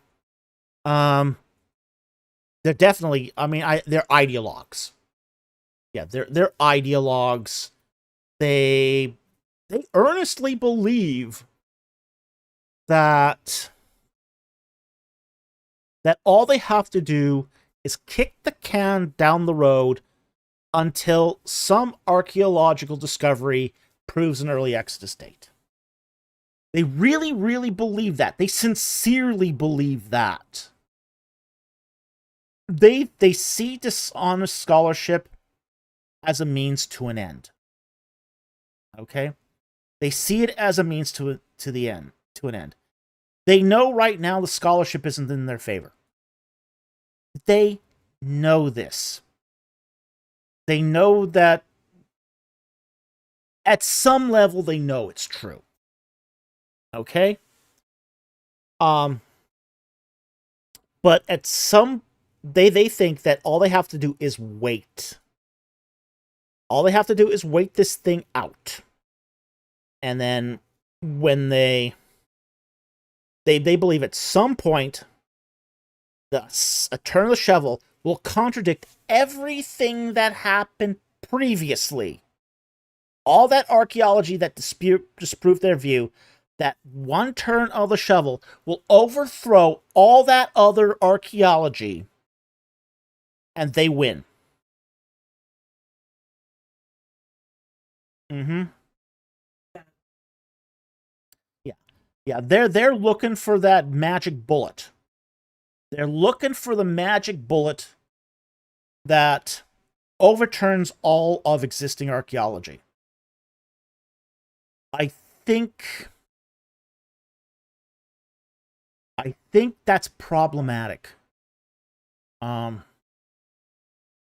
Darkblade, glad to see a fun conspiracy theory about ABR counteracts the very unfun conspiracy theory I heard about Frank Turek being involved in a recent act of violence. I don't know about that. Yeah, that sounds really odd to me. But yeah, they're looking for a magic bullet. They're looking for a magic archaeology bullet. You can actually hear what's his name? Ted Wright talk about this. Ted Wright will openly discuss this. That, yeah, you know, the evidence might not be in our favor right now, but we just wait. Just wait. Just hold off. Don't be impatient. Just hold off and wait for another turn of the shovel. And that turn of the shovel will provide us with the magic bullet that will overturn all that other evidence. All that other evidence it'll overturn. And then suddenly we'll all know the truth of the early Exodus date by that one turn of the shovel. All right, well, even if you think about that, say, rationally, you know, oh, Turek was there? I didn't know he was there. No, I don't think he's responsible. That's a stupid theory, but I didn't know Turek was there. Was he actually there?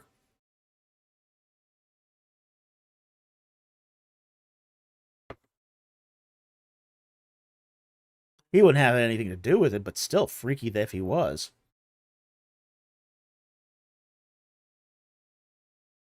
Yeah, it was gross, yeah.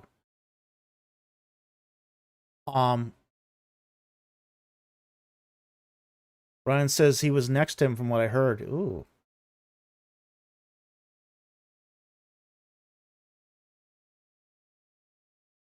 Wow.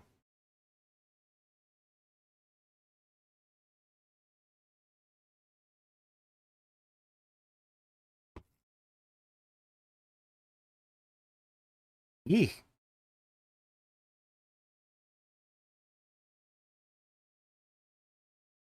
Okay, so yeah, I don't think ABR's controlled opposition. I think they are desperate.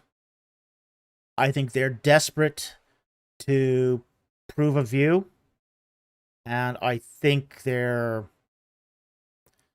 I think it's going to be very, very difficult to overturn all the counterfactuals that are against the view. But that's what they're hoping for. They're hoping that the one magic turn of the shovel will prove everything. This is why they were so vested in that Mount Ebel Curse amulet. Why they thought that if they had this amulet and it gave Paleo Hebrew that dates to late bronze 1A, 1B, that would be their magic bullet. It's just it's a it's going to be for them a magic bullet, and it doesn't work for them. It just makes them look like idiots. Jack Ray says some in ABR may have hinged their faith in their theory more than Christ. A lot of them have. A lot of them grew up on this. A lot of them grew up on this, especially that older generation. It seems you don't see it so much now in the more recent generations, but definitely that older generation, say the Clyde Billingtons, the ones that grew up on, say, David Livingstone's propaganda. Yeah, a lot of them believed Livingston. Livingston was a very charismatic figure. We don't give David Livingstone enough credit for how he organized, how he shaped ABR, and his particular mode of preaching. Livingston was really a missionary at heart. He was a missionary at heart. He spoke with the missionary zeal. Livingston would go to a congregation, and he would go, see the proof of the Bible in all these archaeological discoveries, and then he would just go, and you see all the converts this has made, all the fruit of the gospel that has come from these discoveries being preached. Very powerful message. And that was basically the way Livingstone did it. Is he would say, okay, here's all the archaeology that proves the Bible. And here's the human reward, the human increase. Well, you go to a congregation and you sort of say that to enough people, yeah, they're going to believe it. Why would you doubt it? All these people are coming to Christ over it.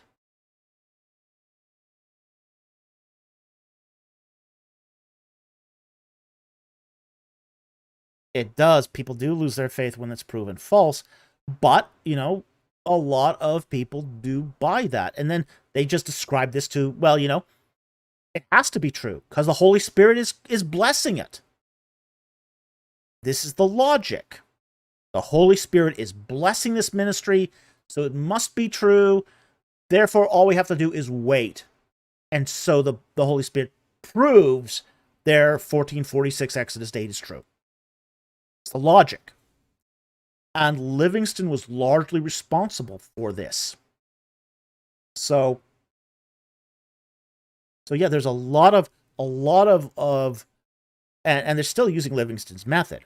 That's why most of, say, the people at ABR weren't ever professional archaeologists.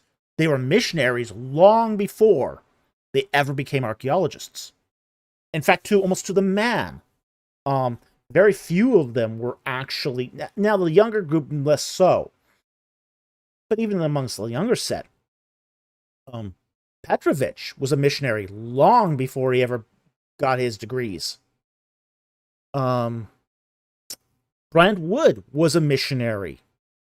So even Stripling did a lot of missions work prior to this. So yeah, that's what we see here in a lot of this.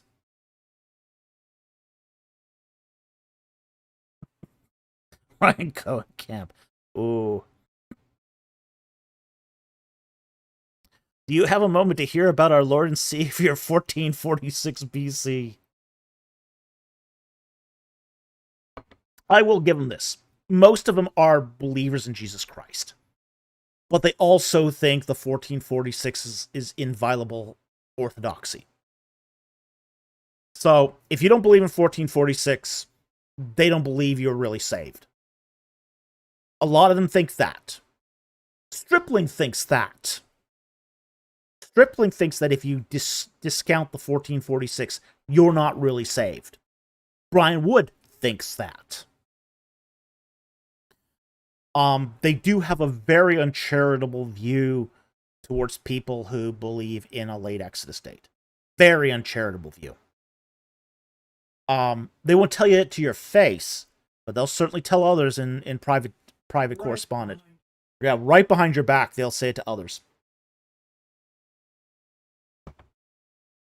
So yeah. So I do 1263 heresy. Jeez, yeah. Yeah, they're not very charitable. You know, I look, I've never said Scott Stripling wasn't a Christian. I've never said Bryant Wood wasn't a Christian. I believe they are Christians. I believe they are believers in Jesus Christ. I think Roger Young, as doctrinaire as he is, as doctrinaire as Roger Young is, and he's really gets heated over this. Really heated. I think Roger Young is a Christian. They don't reciprocate that view. They don't reciprocate that view. In fact, they'll go and tell others that they don't think I'm a Christian. So, that sort of tells you a lot about them. Okay, let's move on now.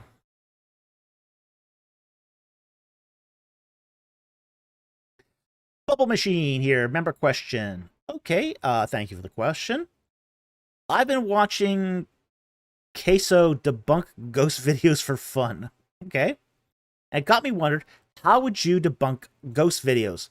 What would be your process? Okay. Well, is there a physical means that could be causing this?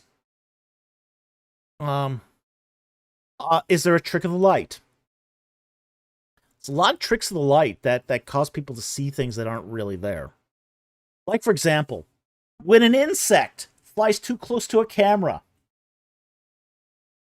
and it's out of focus for the camera, it can look like a ghostly entity crossing. Okay? So, there's been a lot of those ghost videos where they just walk down a dark corridor and they go, "Ah!" and run. There's nothing there. There's nothing there, but they just pretend to be the scared, and then they run, and your mind sort of fills in the rest. It's an orb. You see, here's the thing. I find the most compelling ghost sightings to be the ones done in broad daylight. Those are the most compelling sightings, in my opinion. And because in the dark, you can't see nothing. Why do ghosts need to come out in the dark? Think about it. Don't.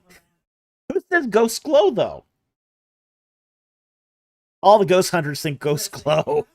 So you see them. Your shadow man. Dossman, could be Bigfoot hiding in the house. Could be. Could be. Could be a homeless guy going re. Well, there's more likely to be that than anything. Have you seen how many homeless guys there are? So, yeah, Count of Marcy. A light reflection off a window looks like a UFO. Yeah, it can be, absolutely. In fact, many of the staged, the faked UFO photos were basically done off of a glass pane. So,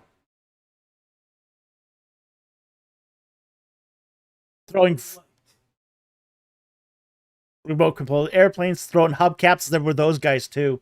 Guys throwing hubcaps out there and taking high-speed photos of it. Yeah. Yeah. So, but yeah, I would like a lot. I prefer. I mean, there are some ghost sightings that are very difficult to debunk. Okay, there are some that are real easy to debunk, and I'd even say this. You know, some of the sort of Marian apparitions are very easy to debunk too. Like some of the ones that are essentially St. Elmo's fire. which is essentially static electricity that forms on the peak of a building.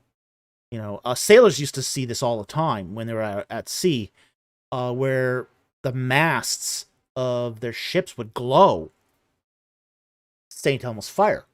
And frankly, these glow blue. One of the things that say you see, miracle sighting apparition, Marian apparitions guys will say is, if it's glowing blue, it has to be Mary, because blue is the color for Mary. Well, blue is also the color of St. Elmo's fire. So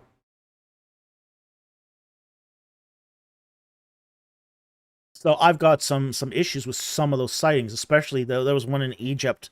Can't remember where it was exactly, but I think it was Esna, where they would claim to have seen a Marian apparition on the steeple of a Coptic church, but it had all the earmarks of St. Elmo's fire.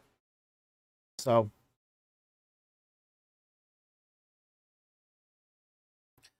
Dossman, what if Mary's favorite color was green? What now? Well, that would be something. Wouldn't prove Chernikov radiation. Yeehaw!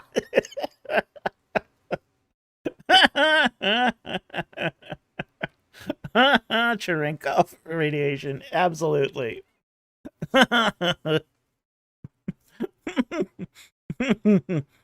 Is that Mary I see in the pit of Chernobyl? In the reactor core of Chernobyl? Could be. Oh, boy.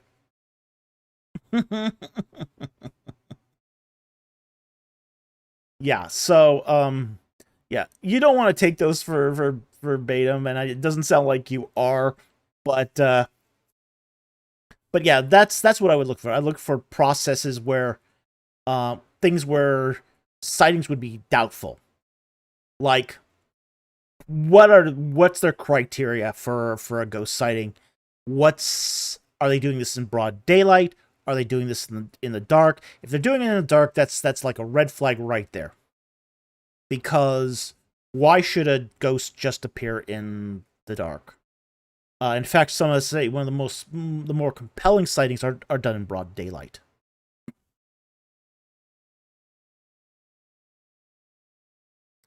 Dossman, I've seen blue fire once. Otherworldly. The sewer was on fire and spewing blue out the grate. Woohoo. Yeah, no, that's not a good blue. That's definitely not a good thing. Okay, so I hope that answered your question, Bubble Machine. But again, is there a compelling physical alternative explanation to this? And frankly, if there isn't, then you're free to accept it.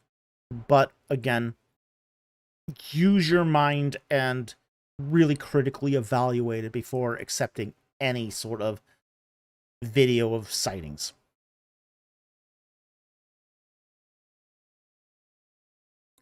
Okay, next one here is BC, or $5 Australian. Thank you for the super chat. Apologists have been hammering Islam lately with the Islamic dilemma. Is this fairly new? No, it's not new. Muslims seem able to reasonably counter it. This goes back to Thomas Aquinas. The whole Islamic dilemma goes back to Thomas Aquinas. This is not new. Not by a long shot. This whole Islamic dilemma thing where Islam confirms the Bible is true. The Bible does not confirm Islam as true. Therefore, Islam is false. That's not new. That's one of the oldest objections we have to Islam. And as I say, it goes all the way back to Thomas Aquinas. So, yeah. It's not new. Not even close to new. It's so old. This objection is so old. But it's sort of gained new life as we see Islamic apologetics sort of infiltrate into the West. So those objections are being recycled because they haven't answered it. They haven't answered it. They haven't dealt with it, engaged it properly. So it just keeps coming back.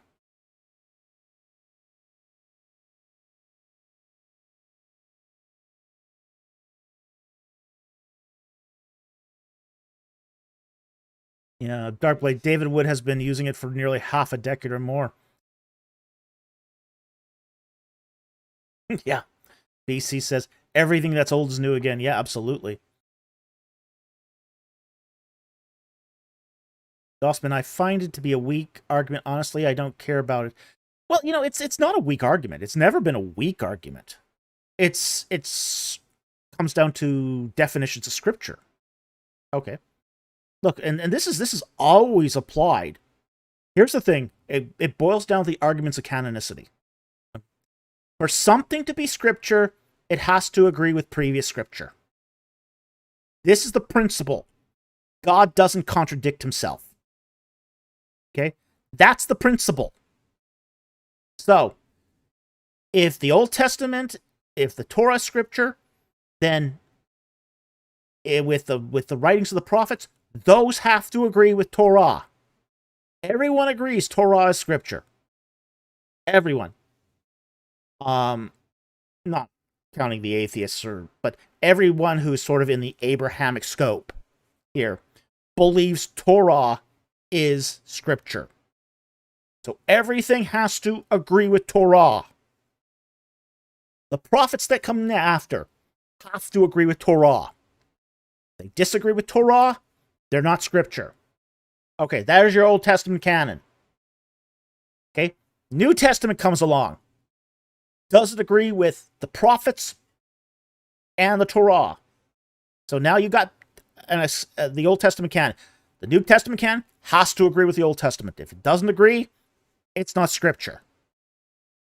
Okay? So then, now you've got Quran. Does Quran says, Old Testament, that's scripture. New Testament, that's scripture. But the New Testament and the Old Testament says Quran is not scripture. That's the Islamic dilemma. And it's an argument of canonicity. And it's an old, old argument. So, it's actually a very powerful argument because it is based upon something that both Christians, Jews, and Muslims agree with. That everything has to agree with the Old Testament. So, Clypeus says, wait, couldn't you run a similar argument against Mormonism? Yes. Can. And critics of Mormonism have. Okay? This has been one of the major criticisms of Mormonism, is that their canon does not agree with the Old and New Testament.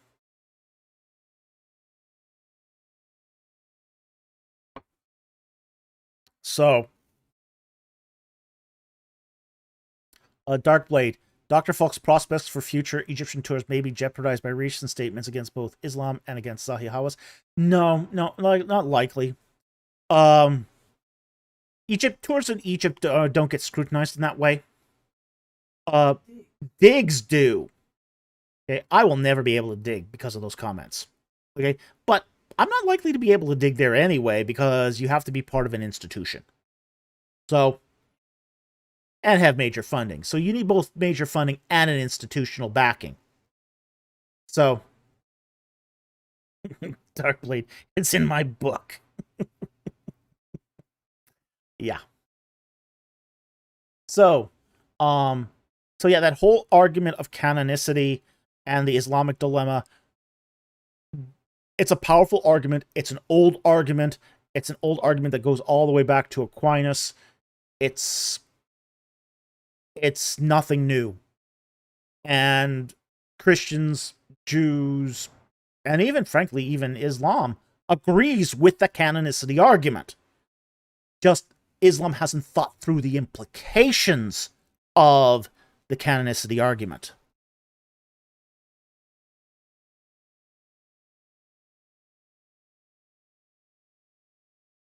So,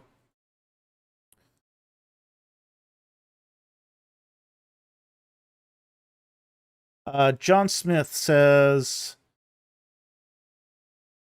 what's crazy to me about Islam is they keep saying the Bible is corrupted, and yet they also say Quran is in line with previous scriptures. How do you believe in books that are corrupted? Well, you ask them to provide evidence for that too, and they can't. That's just, it's an assertion. It's an assertion. It's an assertion they can't back up. So,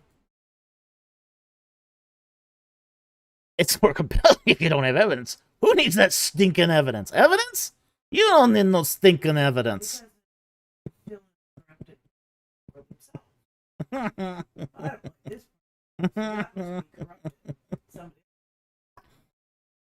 I mean, Mormonism makes the same argument. You know, that the early church corrupted Christianity. What's the evidence for this? There ain't no evidence. Evidence? We don't need no evidence. Clypeus, okay, I don't have much experience with Islam, but I feel that most of the Mormons say remarkably similar things. The Bible is corrupted. The Bible agrees with the Book of Mormon. Yeah, they do. It's the same arguments. It's the same arguments. So it's, again, there's nothing new here. I don't think Joseph Smith was aware that those were the arguments Islam uses, but it is the same argument, essentially.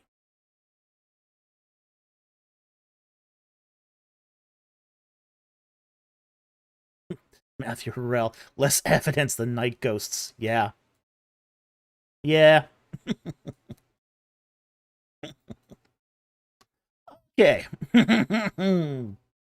That was interesting.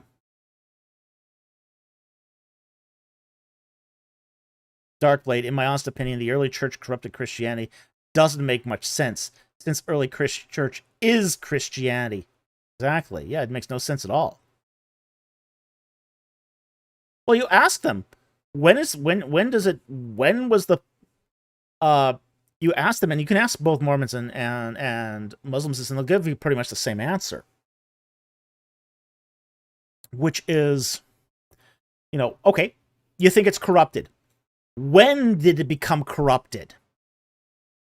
They won't tell you, most of them won't tell you Nicaea. You know, not like an atheist. Atheists will say Nicaea. They won't tell you that. They'll tell you right after the apostles. So it didn't last one generation.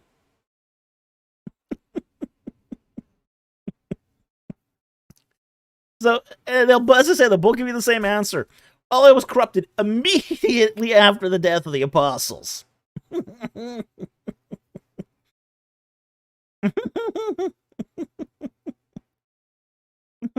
Yeah, some will say around Paul too, but you know, that's when that's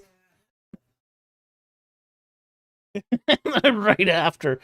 You know, Christ says, "Upon this rock I will build my church, and the gates of hell shall not prevail against it." But it didn't last it didn't even last 50 years.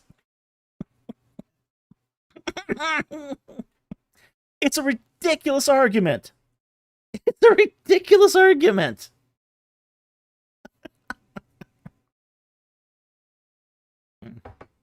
Oh my goodness. This is so stupid. It's such a stupid argument.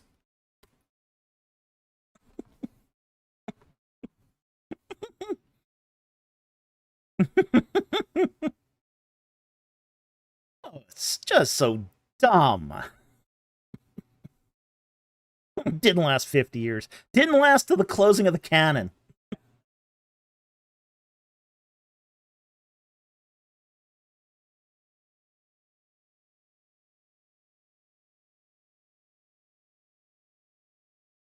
Dark places right after the apostles, when the early fathers like Irenaeus were guarding Christianity to the teeth. Laugh out loud. Yeah. Oh yeah, it's just a dumb argument. So dumb. Ryan's comment. I leave for 5 minutes.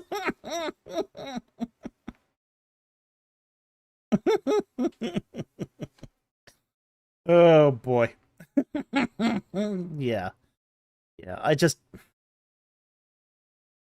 they whether it doesn't matter whether they're talking about Muslims or Mormons here, they're dealing with the same issues, really. And the problem here is ultimately going to be canonicity. It's all going to boil down to canonicity and their claims that of corruption. And they just don't make any sense. They fly in the face of everything we know about history, about the Bible, about yeah, and they have to do that. They have to destroy the foundation to replace it, essentially. So, oh boy.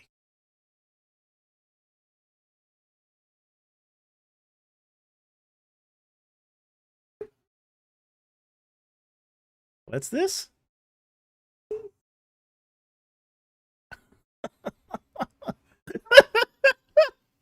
Okay, we'll take VC Super Chat now. VC for $2 Australian. Why aren't people haunted by budgies and hamsters?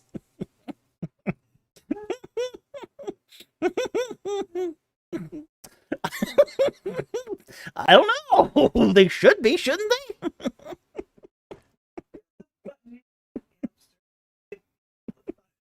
Especially those Russian dwarf hamsters. Those things are nasty.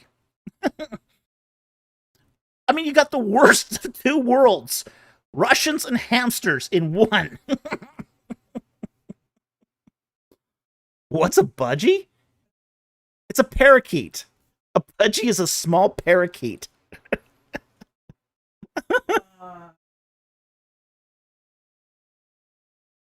Animaloo, no ghost bunnies.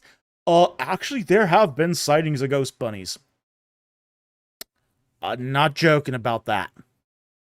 We have heard sightings of ghost bunnies.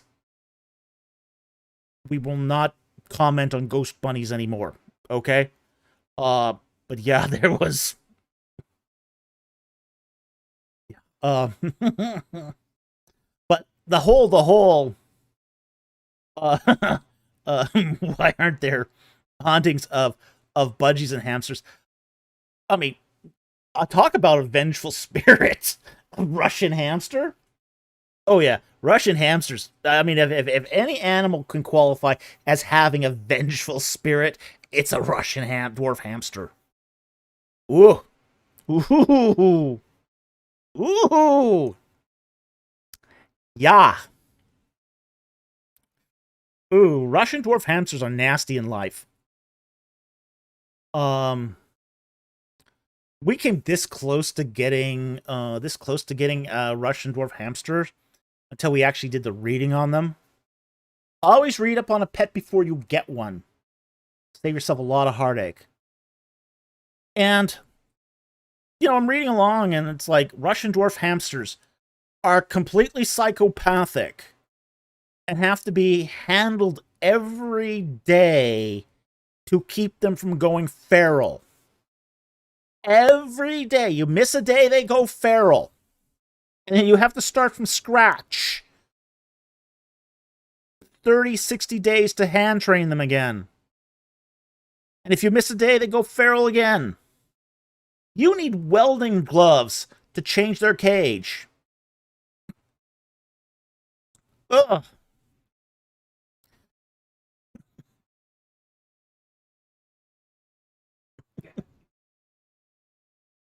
Matthew Orell.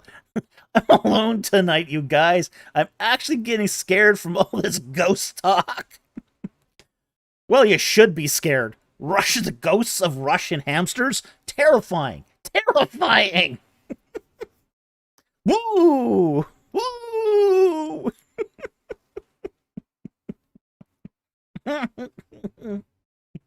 In Russia, hamster in Soviet Russia, hamster eats you.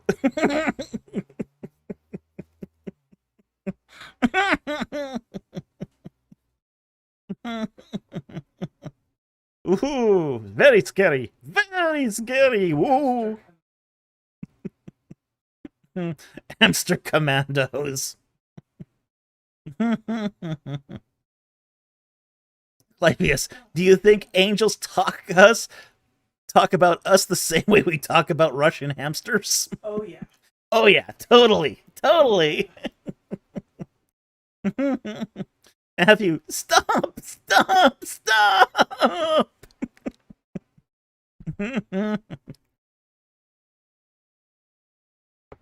Dossman, my old PC is haunted. Windows 95 is a haunted OS.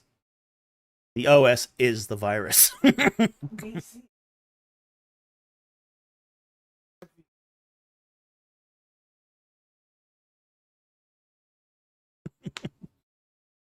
BC in Russia, we have best hamster. Like drunk sailor. Very entertaining. Yeah, it does, doesn't it?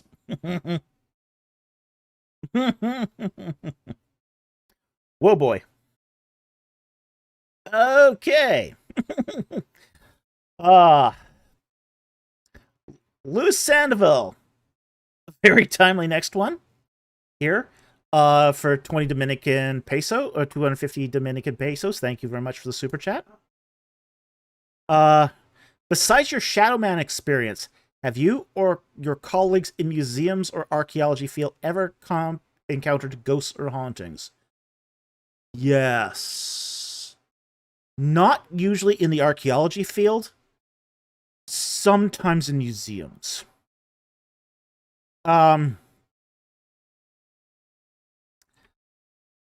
Some museums have had sightings. I can think of one in particular. There's a museum in Liverpool.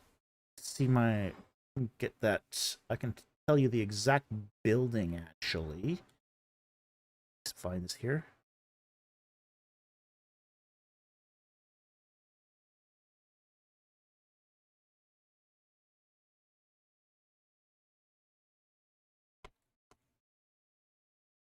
The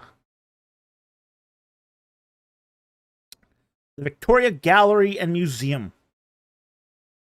Okay. The Victoria Gallery and Museum is said to be haunted. There have been people that have seen things at the Victoria Museum and Gallery. Did I ever take you to that one? No? Okay. He wouldn't go. Some of my colleagues have seen apparitions there. Okay. Most of the big museums you don't encounter that sort of thing. So there's no I have no knowledge of any hauntings at say like the Field Museum or yeah, there's a Liverpool Ghost Walk. That is a thing. There are people who Darkblade, is that Australian state or capital British Columbia? Neither. That's at Liverpool in England. It's on the campus of the University of Liverpool. The Victoria Museum and Gallery is part of a building, an academic building in the University of Liverpool. It's out of the way. It's not in the main quad. You actually have to go 2 blocks north. It's near one of the extension libraries. I've been out there because I had to go get books at that extension. It's near the technology and science library. So you never went to that one. So, and it's only open for like 2 hours a day. So you have to get there just in the right time. I have never seen any apparitions at the Victoria Gallery, but Museum and Gallery, but I've heard people have.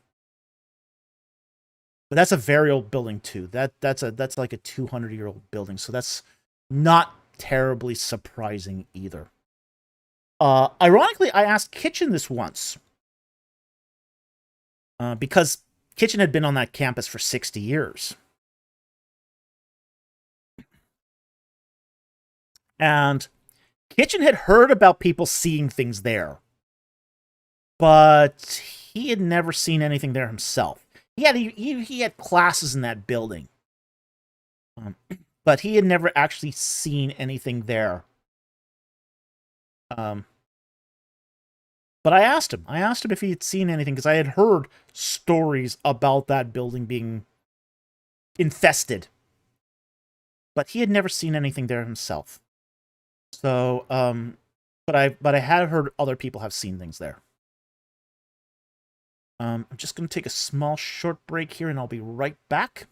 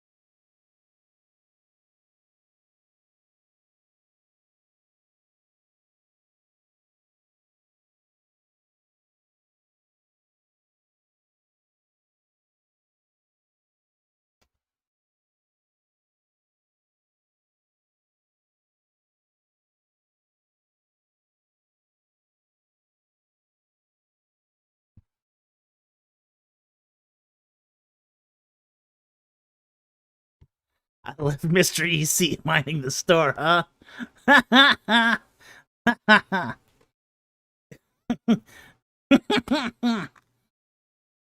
All right, get myself some more coffee here. Coffee. Mr. EC. Gotta love Mr. EC.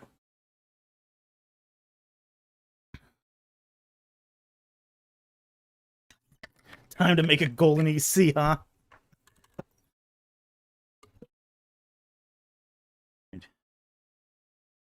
Back live.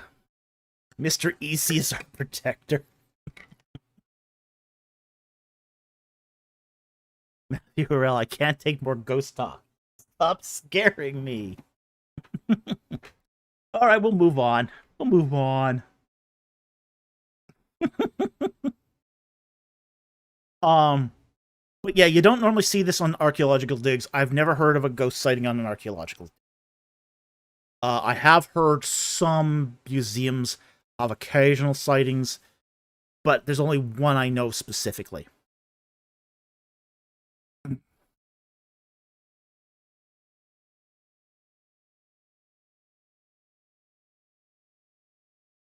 BC.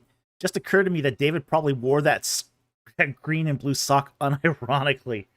I never actually wore that sock. Those socks are really small. They didn't actually fit me. I actually got that sock from a vendor, an IT vendor. Yeah, that was a giveaway. That was swag. I was working as a director of IT at a company, and I was I told them, they asked what I did, and I told them I was a director of IT, and they gave me this pulled, they went into the back and pulled out a pair of socks as swag. Um, yeah, creepy as that sounds. Yeah, Dossman, Mr. EC was not given away. He chose you. Yeah, that's creepier than the ghost stories, but okay.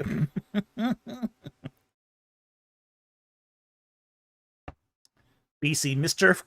David Falk confirmed as a Bigfoot. Loot. Mr. EC is literally loot. Yeah, he is. Swag, he's swag.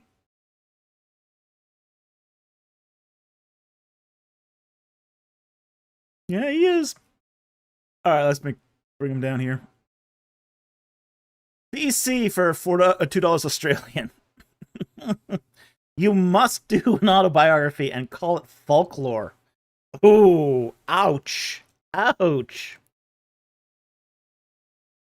It is very, very strange, the life I've had. So, yeah, it's, yeah, very, very odd. Like, stuff even like, where was I during 9/11? Very strange. Very strange. All right.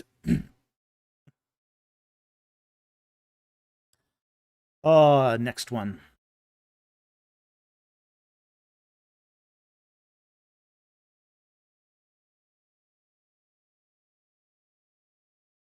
Tossman, we need to make a game based on the lore.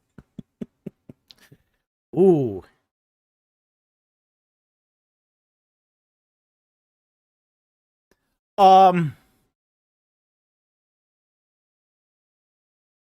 Followers of the shipper for $2. If you play chess, what's your favorite opening? I do play chess. I do a very prosaic a 4-night opening. It's just I do standard openings. I don't get fancy with my openings.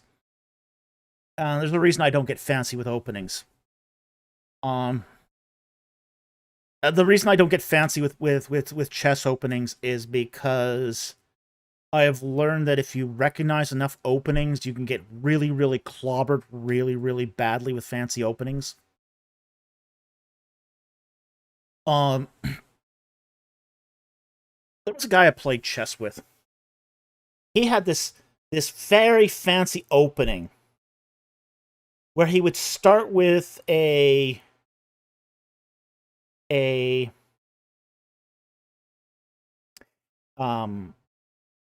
with a pawn on, I think it was either in either the knight or the rook position, and he would clobber. I mean, he won like 20 games in a row straight with that opening, and he was so confident in his opening. This was just like, okay. And then he gets someone like me. Now, I am not your conventional chess player. I do strange things when I play chess. So what I decided to do was I copied his opening move for move. And suddenly his favorite move didn't work anymore. And then once that trick opening was sort of destroyed, it was just like I just went in and just like clobbered him. So I don't go for fancy openings. I don't like fancy openings. A knowledgeable enough chess player will absolutely destroy you when you do a fancy opening. Okay? What I like is the middle game. I like the middle game. There's enough variation in the middle game that even a good chess player can't memorize it all.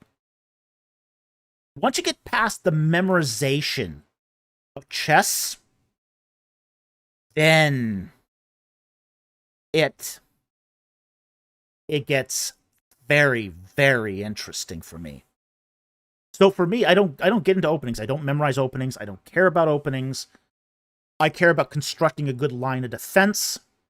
And once I have a good line of defense, a good offense. And I'm a huge believer in laying traps. One of my favorite chess strategies is to lay a trap. I love queen sacrifices. Oh yeah, I will destroy you with a queen sacrifice. Love queen sacrifices. There was a guy I used to play at the pharmaceutical company I worked at, chess. And it would like I did this to him like I played 5 games with him, I won 4. It annoyed him to no end because he thought, he knew I was a Christian and he thought Christians were stupid. So he was like, oh yeah, he's definitely going to play this one out because, Christians are stupid. They can't play chess well, right? Like, yeah, sure. Come on, let's have it. And like 3 out of 5 times I would like queen sacrifice. And the very last time he goes, I know this has got to be a trap. I know this has got to be a trap, but I can't resist the queen.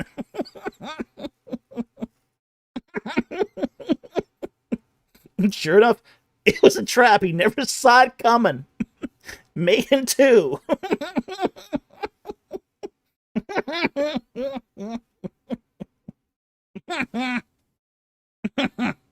So, yes, I play chess. I don't have a favorite opening. I just use standard openings. And I love traps. And I love sacrificing stuff to absolutely maul my opponent.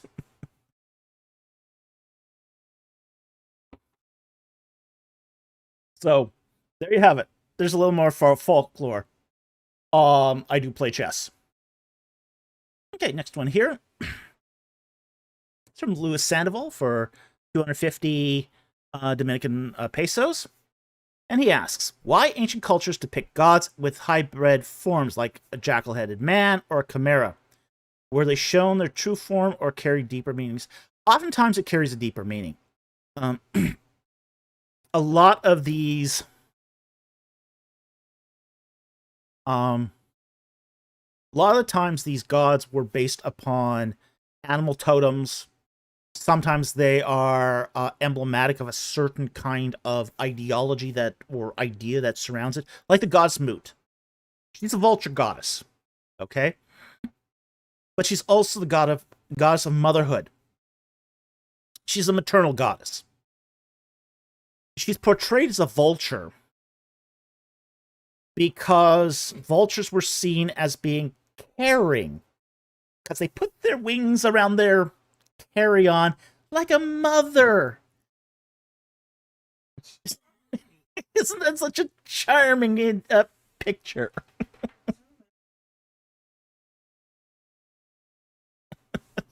So Matthew Orell, is this a better subject to switch to?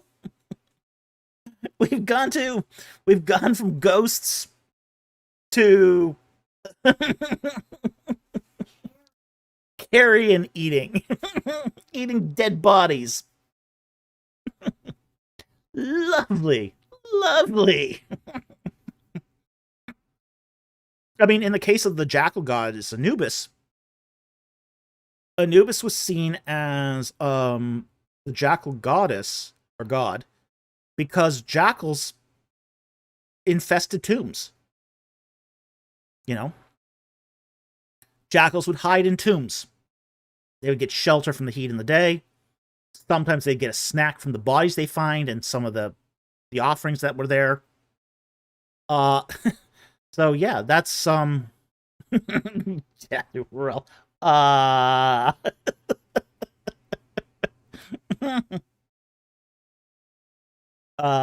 Darkblade, if the word for mother is even written with a buzzard hieroglyph, if I remember correct. Yeah, it is. Yeah. Technically not a buzzard, it's an African vulture, but same thing, pretty much. Ghost jackals.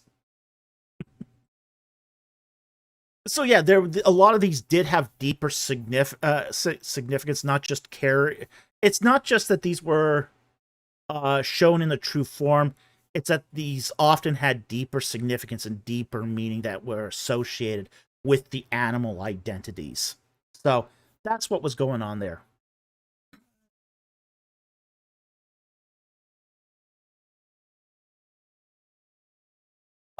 Clypeus asks, did they mummify mummies to make them less appealing to hungry creatures?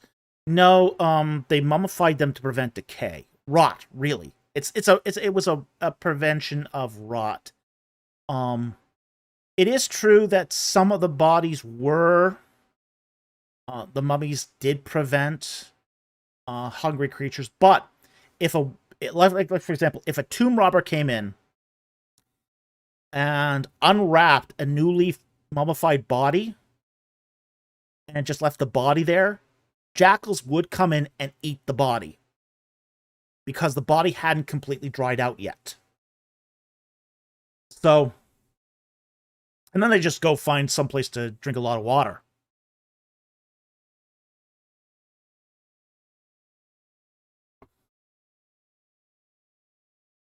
Matthew, I wish my wife were here. That would mean I had a wife. Well, yeah.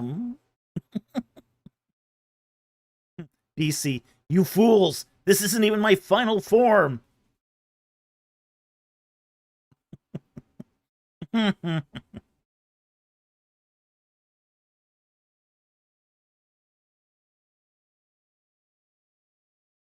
Clypeus, so jackals prefer fresh to pickled. Anubis not a big fan of dill.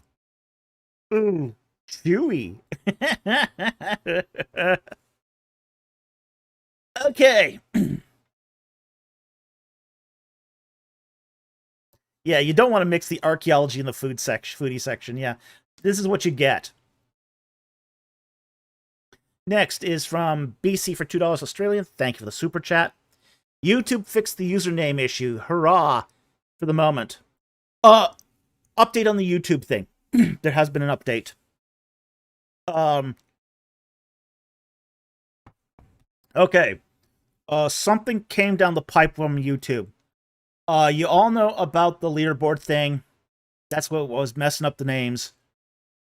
We got an update on the on what's happening with the shadow bans. It's hit everyone. Okay. Now the big channels, I mean the really big channels like the Linus Tech Tips, Shadow University, yeah, a lot of the big channels are now getting this. Like Linus Tech Tips has noticed their their views and channel revenue has dropped by 20%. This is consistent with what we have discovered, we've seen. Our revenues, our views are all down by at least 20%. Okay? Now we know why they're doing this. Okay? Which is, YouTube is about to institute a system where it pays for channel boosts. Where people pay for channel boosts. Yeah. Oh, crap, indeed. Yeah, and so I got that newsletter today from YouTube, and YouTube is basically saying that they want to charge people to boost their channel. So they're depressing everyone's views like now to get paid. Yeah, that's how the mafia works. Exactly how the mafia works. Oh.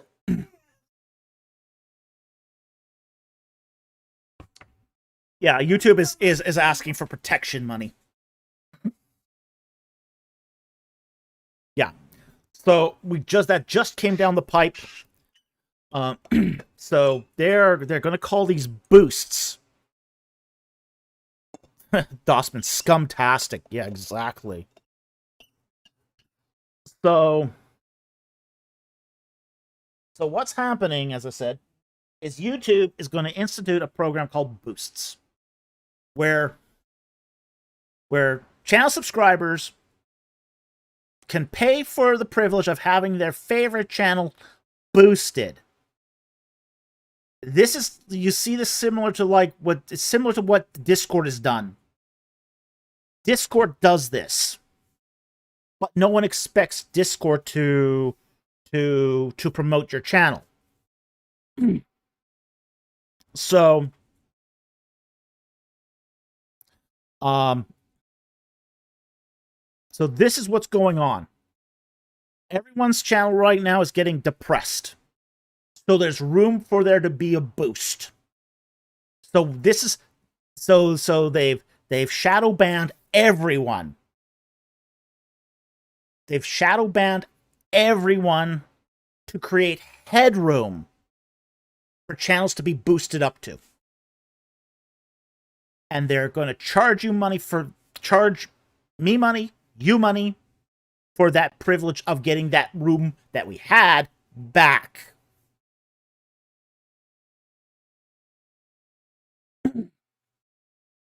It's awful. It's absolutely awful. It is so unethical, it isn't even funny.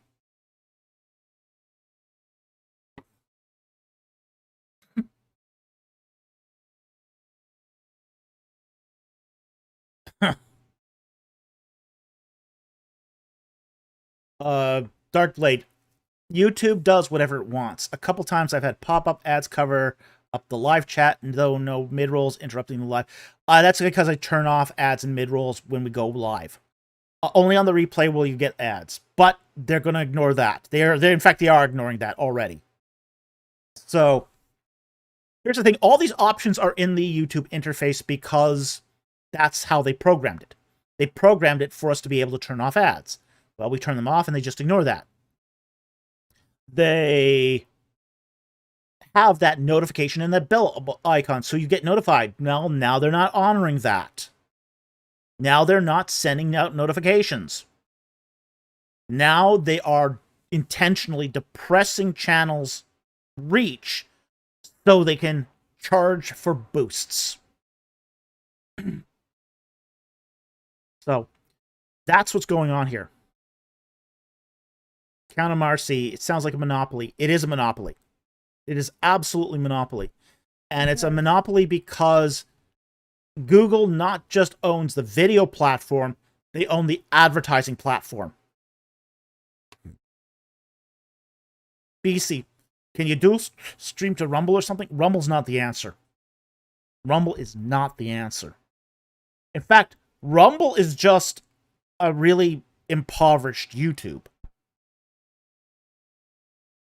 You cannot make a living off of Rumble. People will not support you on Rumble. Here's the thing. I mean, we're already in this place where 90% of our revenue comes directly from our subscribers.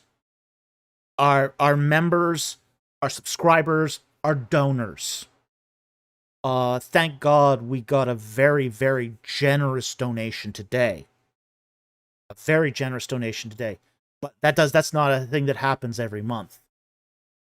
So we've only survived because of the generosity of our subscribers and our live streams where people give us super chats. That's how we survived. Our ad revenue has tumbled. I mean, our ad revenue never was very much. I mean, our ad revenue was $80 a month.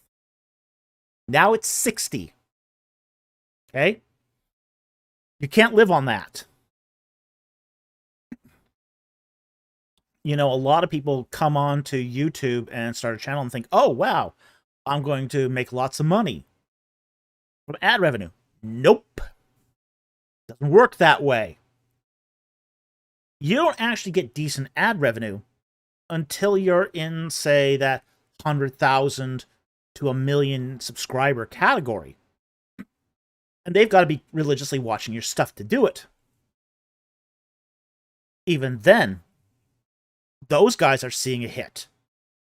Again, that 20% hit. So,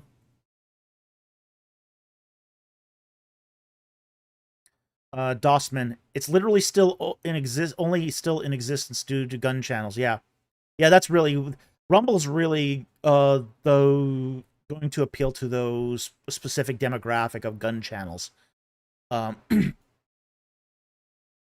a channel like mine, a channel like mine would do very, very poorly on Rumble, and Rumble doesn't pay. It really doesn't. So we don't have an alternative here. This is why we are doing other things too. Why we write books, which we make $2 a copy, but Amazon. yeah, because Amazon steals it all. So we're trying to diversify our income, but there's too many big companies with their hands out, and that's the problem. YouTube takes 30%. Amazon takes 55%. It's really, really hard to make it because there's too many monopolistic, greedy corporations that are just taking away from creators. So, yeah.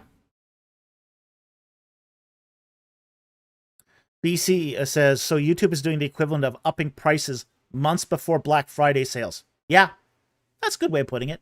Yeah, they're upping prices before Black Friday sales. That's a good way of putting it. John Smith, and Amazon's another monopoly. Yeah, it is. Well, they take 75% of ebook sales.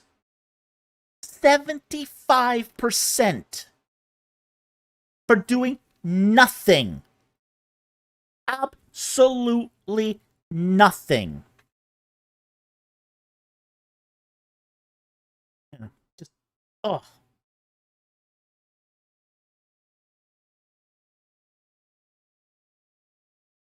Darkblade goes, Amazon forced Falk to let them take more money in order to keep his book listed, if I remember. Yeah, absolutely. It used to be when, during 2024 and the first few weeks of 2025, you could list a book with Amazon for a 40% discount. They then started playing dirty and basically unlisted of all those newer listings in that 40% category. So they basically demanded that if you want to be still listed on Amazon, you have to go 55%. So yeah, absolutely. They forced us to do that. So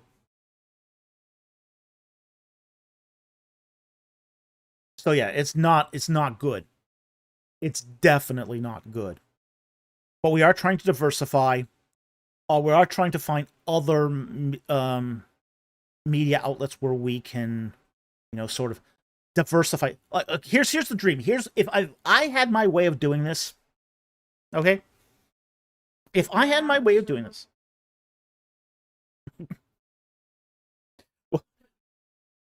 the Disney solution. We won't talk about that. The Disney developer solution. won't talk about that. If I had my druthers, if wishes were horses and beggars would ride, I wish I had income that did not depend on either YouTube or Amazon, and I could just do this without super chats. That would be my dream.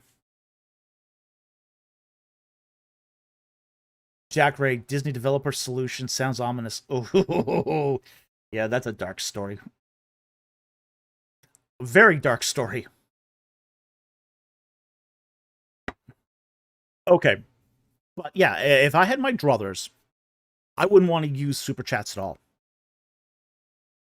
But I have to use super chats because there's no other alternative for income.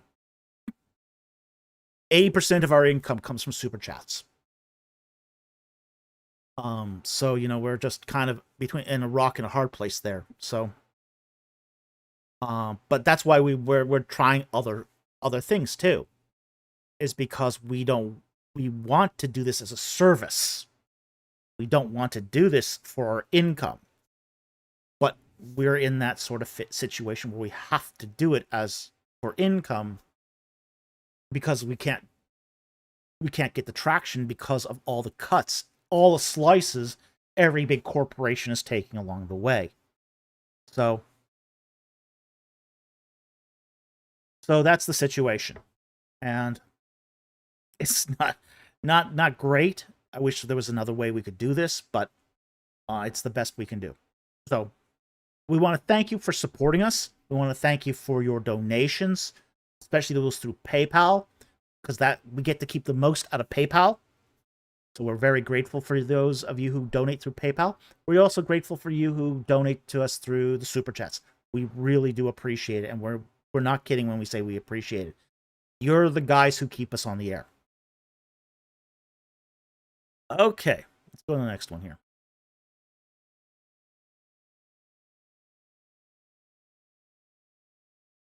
Getting to the end here.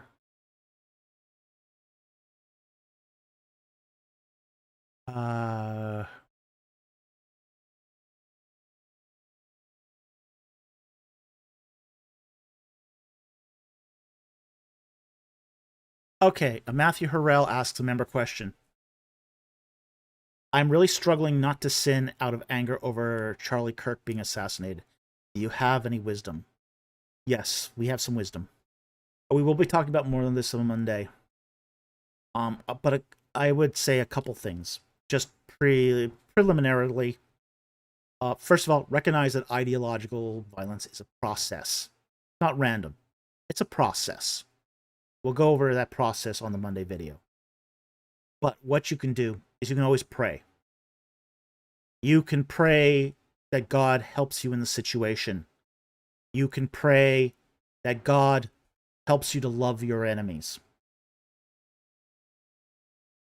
Keep your focus on Christ. Christ told us to love our enemies. Doesn't mean you have to approve of what they do. It doesn't mean that what they did is awful. But it does mean that God is still in control. God knew this was going to happen. Okay? God knew. It was Tertullian that said, the church is built on the blood of the martyrs. They've turned Charlie Kirk into a martyr. The church is being built on that. I've already heard some people say, because of this, they're going back to church. In fact, I heard of one big YouTuber just recently say, this has inspired him to go back to church, to get right with God again. In fact, I've heard two big YouTubers say this. I heard one say, I've never talked about God, but this has given me an incentive to talk about God on my channel. And he said, I don't want to confuse my content with religious content. But this has inspired me to talk about God again. Or another YouTuber say, I was never big on church. Never really believed. Now I'm going to church. Going with my wife back to church. It's God's working through this. So we don't want to lash out in sin. We don't want to lash out in hatred. We don't want to lash out in anger. We can be angry about the sin, but we still have to love the sinner. And there are a lot of sinners right now that are rejoicing over this, and that's going to heap ashes on their head. I'll also say this. Read Psalm 35. Psalm 35 is very, very helpful at a time like this. It's a rather long psalm, so I'm not going to read it here. But read Psalm 35. It's very apropos to the moment. So it's one of those things that I think that they tried to kill the messenger to stop the message, but all they did was amplify it.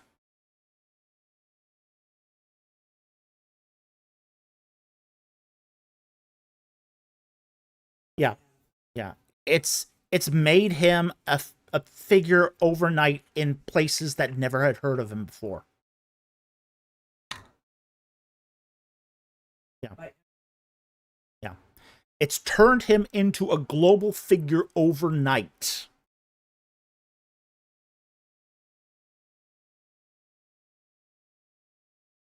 Yeah, a lot of people didn't pay him much attention. He was a university apologist, more or less. Yeah. So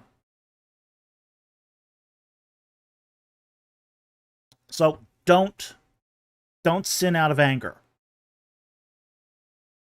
Stay true to the message of your Lord. Love your enemy. Pray for them. You know. And, you know, keep in touch with the source. Keep in touch with God. Keep in touch with our Lord through this. Read scripture. God knows, God's in control, and God will use this for the glory of his kingdom. We have to rest in that assurance. All right? So I hope that helps. Thank you very much for the question. Very much appreciated.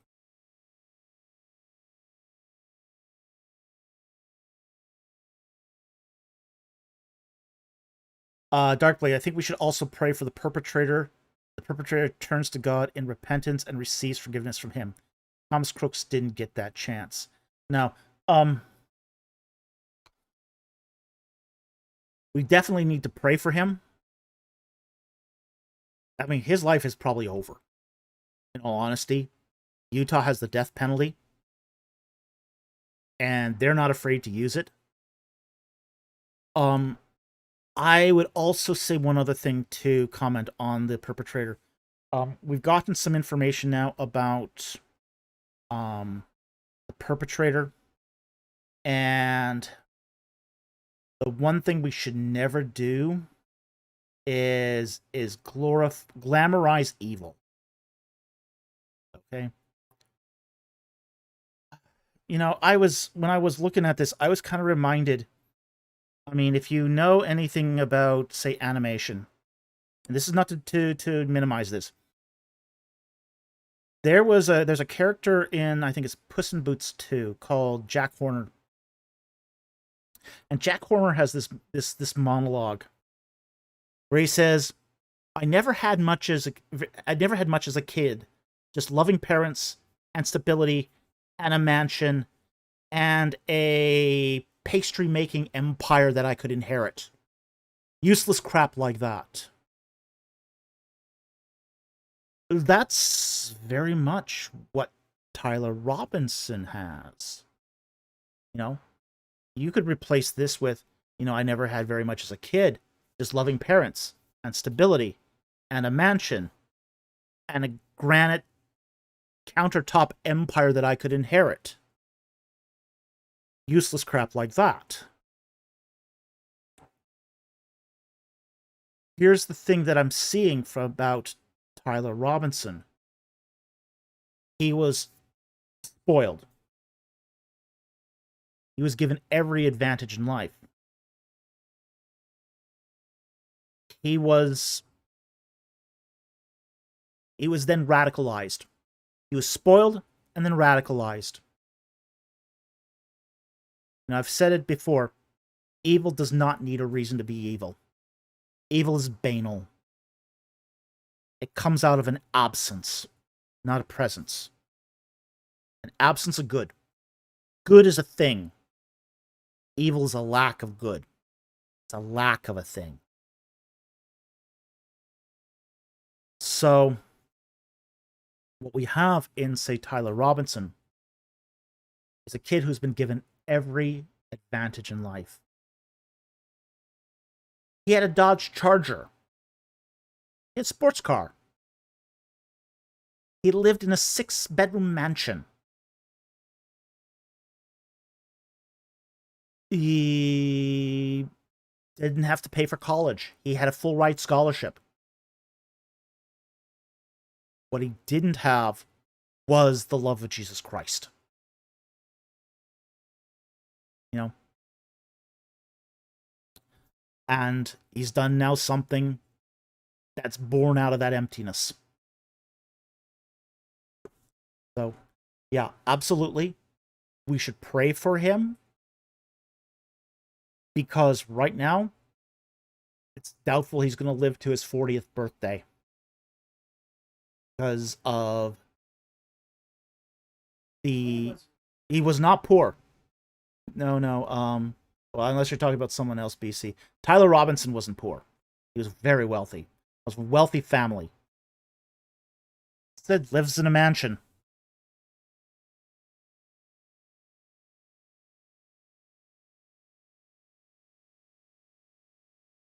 No.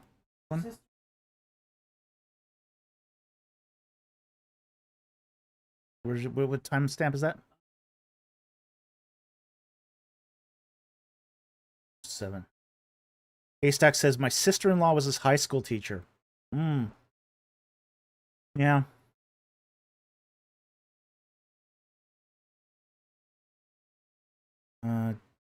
DBC says he studied 1 semester only online. He had a full scholarship. He could have studied. He could have studied full time. He could have gotten his whole degree. He had a full. He had a full ride.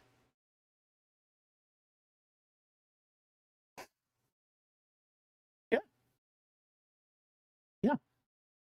As I said, he had loving parents, stable home, loving parents, stability. Lived in a mansion. He was going to someday probably inherit his father's successful granite countertop business. Like, yikes. And he had a scholarship. There's a one photo of him with his mother saying, his mother says, that he's going to college and she's beside her genius son. He wasn't stupid. Robinson was not stupid. He was intelligent. But he was still brainwashed.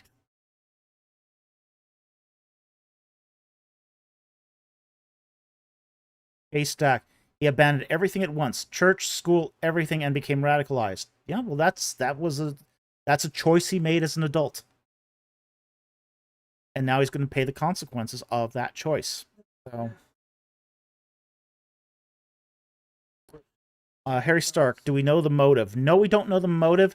The motive, at least on the surface, and it's still to be released, does appear to have been ideological. Okay. The bullets they found beside the gun had radical trans messages on it. So there does appear to be a political motivation for this.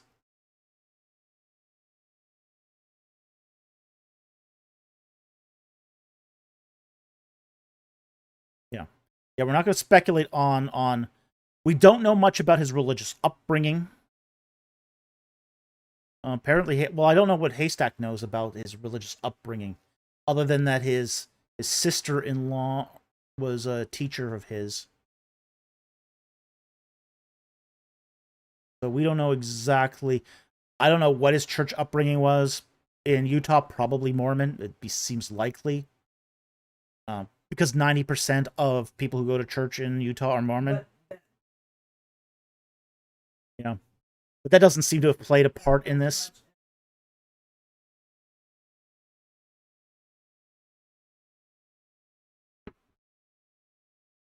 It does seem he was that his religion was more of an ideology than it was of, say,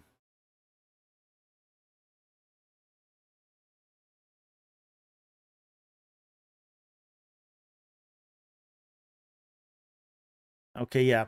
Haystack says he was raised LDS but went through the whole process to have his name removed. Yeah, well, that's the equivalent of resigning from the church, essentially. I had contact information. If I had contact information with me today, yeah.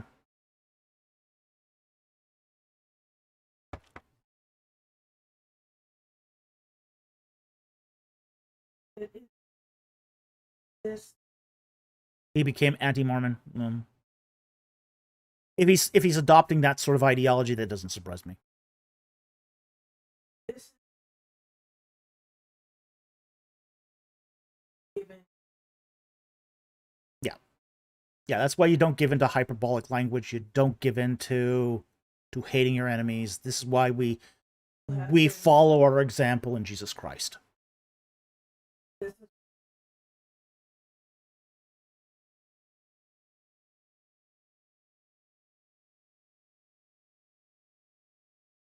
Yeah.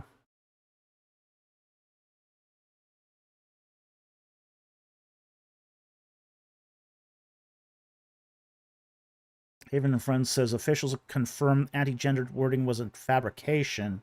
The engravings were not manufacturing print, but were added to the ammunition. Well, they wouldn't be part of the manufacturing print. That doesn't mean it's a fabrication. All it means is that they were added to the ammunition. And I don't think investigators would do that, because that would be evidence tampering. Yeah, that would be evidence tampering. So they have confirmed that there were slogans on those added to the ammunition. So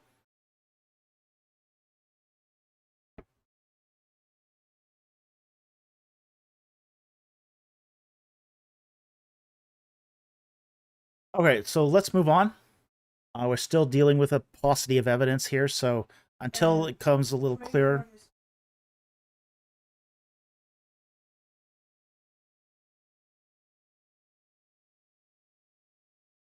Yeah. We do need to embrace the truth, whatever that is. But we also need to keep the family in prayers too. Both families. Because this has destroyed two families. This hasn't destroyed one family. You know, this has destroyed the Kirk family, but it's also destroyed the Robinson family. Okay? The Robinson family will never live this down. They'll never live this down.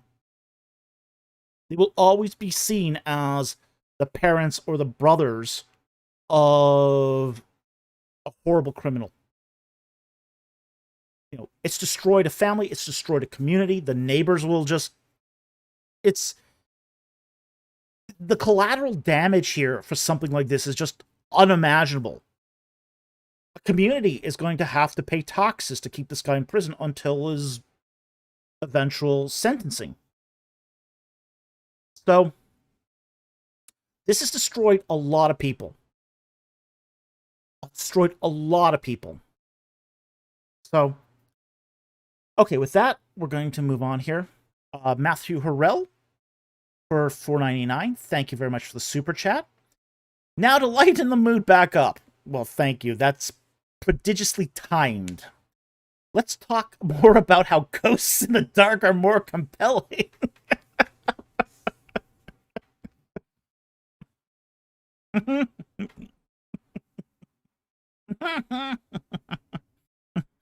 Yeah, well, Ghosts in the Dark. I still find Ghosts in broad daylight to be more compelling. Because if you can see them in broad daylight, your eyes aren't playing tricks.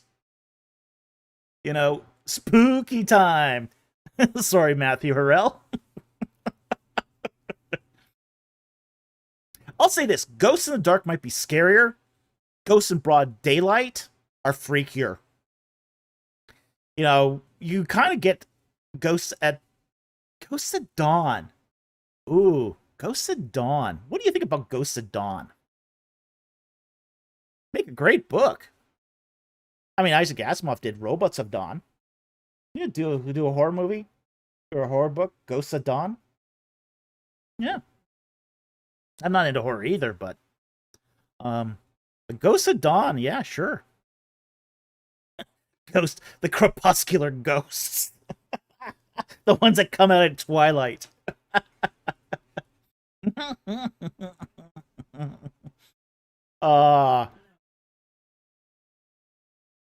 Jack Ray, I've never seen a ghost. It might be neat. No, it's not neat. Not neat. I'd be much happier if I'd never seen one.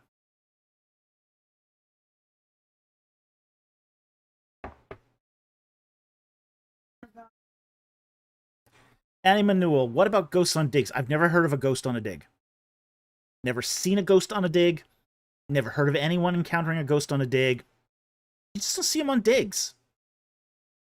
You see them sometimes. You hear about them in building restorations. I have heard of building restorers seeing them. You know, guys who like buy some Victorian mansion to restore it, and then they encountered it there. You don't tend to see them on archaeological digs. You don't even see them in tombs. Yeah.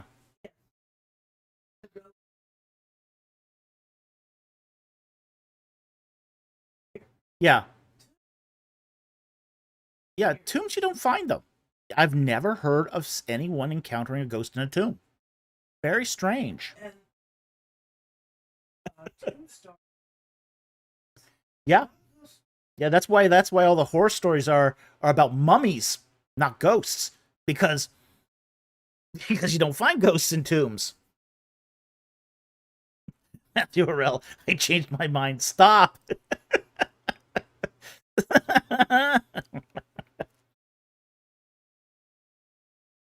uh Harry Stark, I thought Victorian-esque ghosts were only stories. They're archetypes. They're not stories, they're archetypes.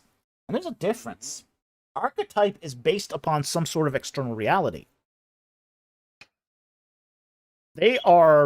People have seen them. Interestingly enough, if you go back to the Victorian era and read their ghost stories, ooh, ooh, you would think, never mind, never mind, never mind. If you read about Victorian ghosts, they don't talk about hauntings of their local time. So it's not something that's they talk about ghosts in Baroque or Rococo buildings. Okay, so this is something that isn't the sort of that 100 200 year lag between say ghost haunted buildings and the present isn't something that is common with us. I mean, it goes all the way back. So I found it interesting when you read about, say, ghost stories in the Victorian period. You know, they're talking about the Rococo period, like the 18th and 18th century, 17th and 18th century. That's when Victorian people would place ghosts. That's actually really interesting.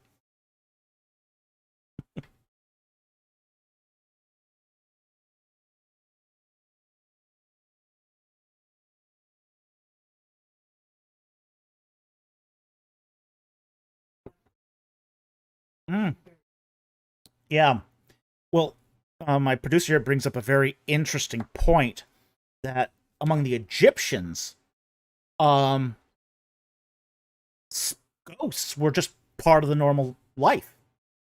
Everyone thought that they were walking alongside ghosts all the time. So seeing a ghost in Egyptian culture wasn't anything extraordinary. Everyone did it. Everyone saw them. So, you're working in the field and there might be some spirit there. And they just sort of expected it. Oh, Grandpa's back here. I saw Grandpa today. This was considered normal in Egyptian society, where I always used to say that Egyptian culture was 1 foot in this world, 1 foot in the next. So the whole idea of people seeing their ancestors was really common in Egypt.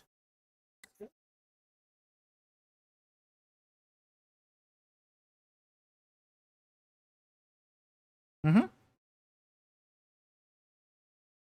Oh, the Feast of the Valley. Feast of the Valley, where, Egyptians would go visit their ancestral tombs, have a picnic in front of them, and talk to their ancestors. The Muslims still do that.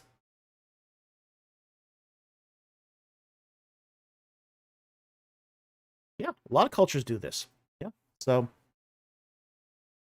Oh boy, I think we've given the Matthew Harrell nightmares. Okay, we'll move on. We'll move on. We've already talked about the budgie ghosts. BC, where were you on 9/11 for $2? I was in Gardnerville, Nevada. Sleeping at a friend's place. My friend is a practical joker. And he's the sort of guy who will tell you wild tales to rattle your chain. So when 9/11 hit, we were sleeping. It was like 10 a.m. in the morning. And he comes to the bedroom and goes, "Hey, a plane just hit the Twin Towers. You gotta come see this." Like, oh, come on, you're joking. No, no, no, I'm not joking, really. It's like, it's too early for this BS. I'm not kidding you. Yeah, No, watch. yeah. Yeah, he said you got to come watch the TV now. It's still happening. Yeah, so we're in our pajamas. We come out into his living room, and sure enough, he's got the big TV running, and it's like, oh my gosh, yeah. And then we go outside, and we're seeing fighter jets, F-15s, F-16s, F-18s just fly overhead, and the sky is full of fighter planes, full of planes. We're in Nevada. We're in Nevada at this point, and Right. we were really close to a base. Yeah, we were very close to a base. Yeah, I've never seen so many fighter planes in the sky. It it was just unbelievable how many fighter planes we saw that day. They had scrambled everyone. They had scrambled every fighter jet they could. They started grounding civilian planes. Um, yeah. So while the in those areas, the they were grounding civilian air traffic, the military was in full flight. Yeah, it was just um, I'd never seen, as I said, I'd never seen so many U.S. fighter planes in the air at the same time. It was unbelievable to see it. So, and the very next week we had to go to a gem and jewelry show because we were working as um, um doing castings and all that stuff, and uh, that was during our jewelry business days, and we drove across the Nevada desert 1 week after because the show wasn't canceled. They didn't cancel shows for that even. So we had to do that or lose our money. And there was not a plane in the sky. Now, normally when you drive through the desert, you'll see some planes at some point. At that point, there wasn't even a single plane in the sky 1 week later. It was shut down, like the whole country had shut down for 2 weeks. And there was nobody at the jewelry show.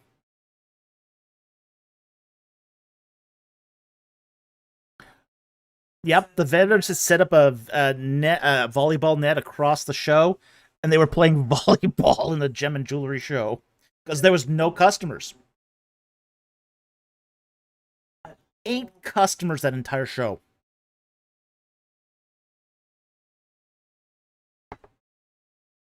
Yeah, it was nuts. It was absolutely. I have never seen anything like it. Um, yeah, crazy, absolutely crazy. We saw battle exercises on the way. Crazy battle exercises just outside of Las Vegas.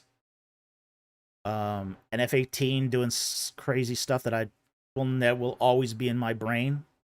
Because, yeah, it was just, I could not believe, you cannot believe the power of those planes. Fourth generation planes are nothing to sneeze at. Yeah, the one that flew at the base of the cliff. And it did. It dropped some sort of orange powder at the base of the cliff, and then at a 90-degree climb. I could not believe what I was seeing.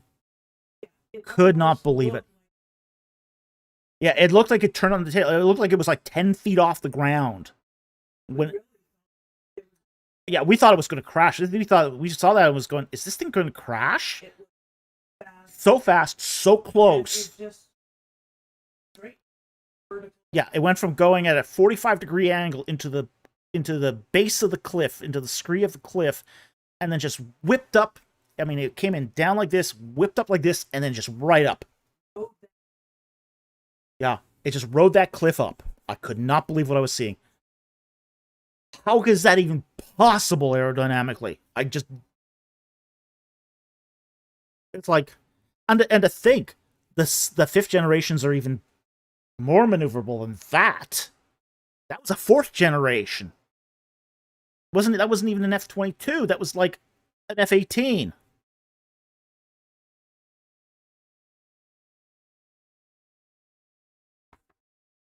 You know, so it's like, yeah, that's where we were 9/11 in Nevada.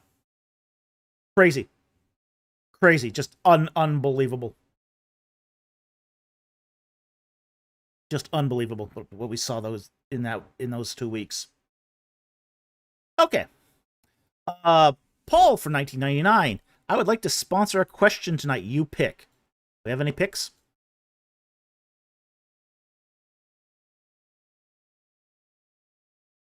Yeah, sure, we could do that. Harry Stark asks, what caused the rise in occultism among young people? A couple things caused it. Now, this is not new. This is a trend that's been going on since the 1970s. Really 1960s. Really, what caused it was disenfranchisement with our institutions. People stopped trusting the government and the churches. Okay? Scandals, financial scandals, sexual scandals, people not living the way that Christ called us to live. These things contributed rise of liberalism in the churches, theological skepticism towards the historic Christian faith. A lot of that sort of played into distrust of the institutions of the church. So as soon as that sort of played in, other things filled the vacuum. People decide to seek spiritual enlightenment outside of the church.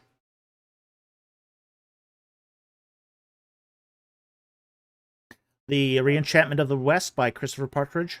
Yeah, that's an excellent book. Yeah, he goes into those forces a lot. So there is a lot of that's happening there. So that rise in occultism is not a new thing. It's part of a 40-year trend. And say the less Christianity is moored from its historical theological foundations, the greater this trend is growing. So that's essentially what's caused the rise in occultism among young people. Again, not new.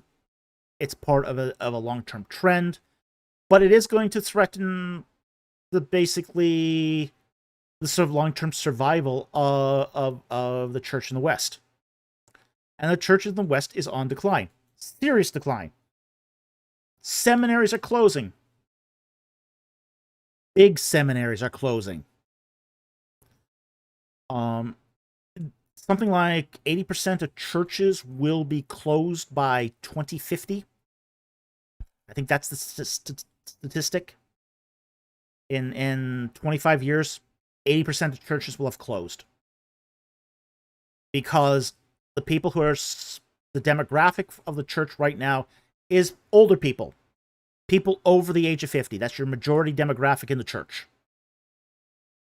And when those people die off, who's going to support the church? Nobody. It's going to close. So, yeah, churches are growing outside the West hand and fist. Yeah. The churches are growing in the third world.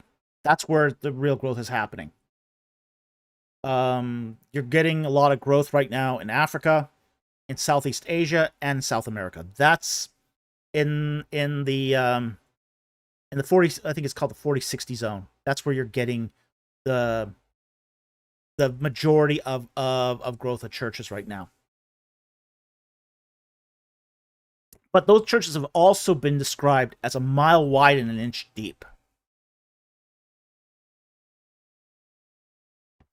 So they're growing very fast. They're multiplying very fast. They also don't have deep theological underpinnings.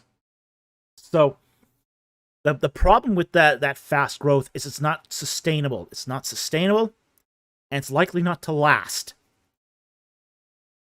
So essentially a lot of the conditions that cause that rapid growth in the third world are going to likely not keep those churches growing or surviving.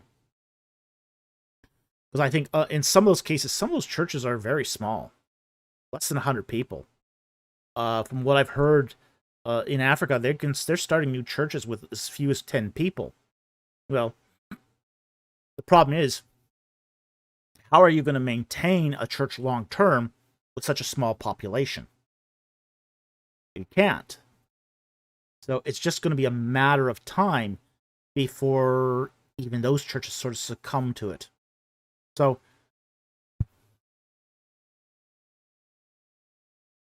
it's a problem, and it's just one of those things that just how do we deal with this? John Smith, in areas where churches are growing, it's mostly evangelical, Eastern Orthodox, and Roman Catholic. Let's put that in perspective, okay? Yeah, because I've heard this. It's not quite as rosy as all that.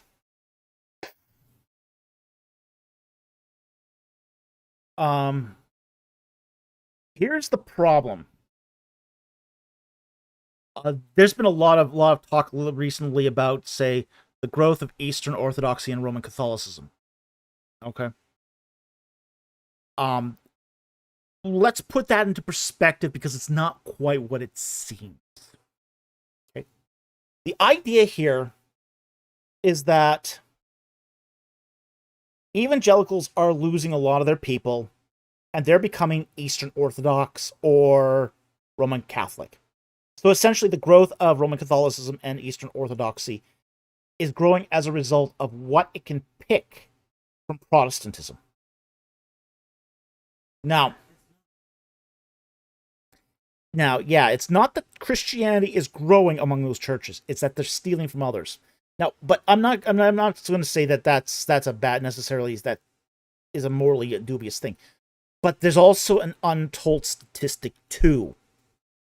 Okay, that untold statistic is even though evangelicalism and Protestantism is losing people to Eastern Orthodoxy and Roman Catholicism, it's retaining more. What they don't tell you is that Eastern Orthodoxy and Roman Catholicism are gaining people from Protestantism, but they're hemorrhaging more than they're gaining. Okay? They're hemorrhaging more than they're gaining. So they're taking a net loss. Oh. Ah. Eh. But Protestantism, even though they're hemorrhaging, they are overall retaining more people. So their net retention in Protestantism is higher than the net retention in Eastern Orthodoxy and Roman Catholicism. That's the statistic you're not hearing here in this thing. John Smith says that kind of explains why Roman Catholics and Eastern Orthodox are doing a lot of polemics against Protestants. Yeah, it is. They think that they can pull all these Protestants away from Protestantism, bolster their numbers, but the problem is they can't bolster them enough to compensate for the losses of their, say, of the people that were there from birth.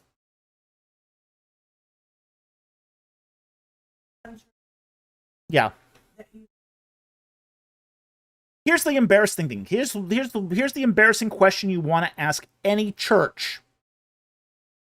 This is if you want to embarrass a board of church elders, ask this question.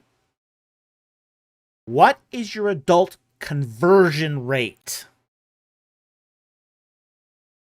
Ask that question. You will get silence. Not how many you stole from another church.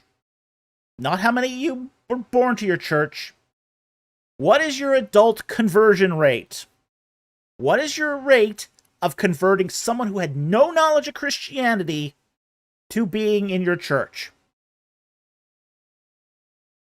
Chances are it's less than one person a year. That's the probability. That's what we should be seeking, though. Yeah. None to zero, pretty much. Pretty much, Andrew Graham. But yeah, you want to embarrass a board? You ask that question. What is your adult conversion rate? Because Christ didn't call us to steal from other people's churches. Christ called us to harvest the fields, for the fields are white. We're out there just supposed to be out there saving sinners, giving the sinner the gospel of Jesus Christ. If you're not converting the unbeliever, you're not doing the mission of the church. And that's a really, really uncomfortable truth.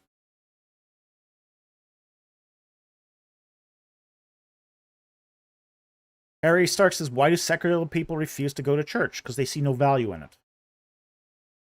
They see no value in it. So, we don't go to them. We expect them to come to us. That's not the way it works.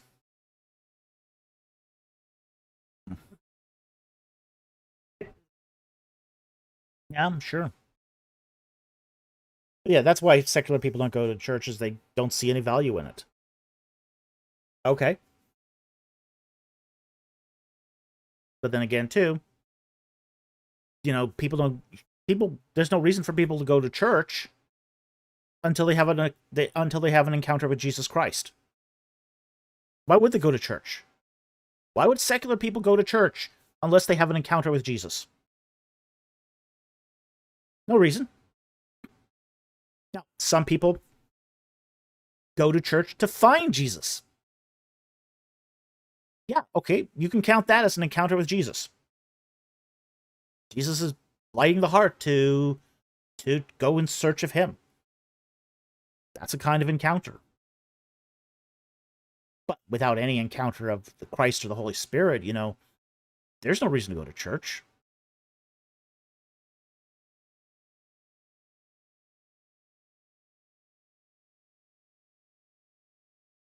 Mm-hmm.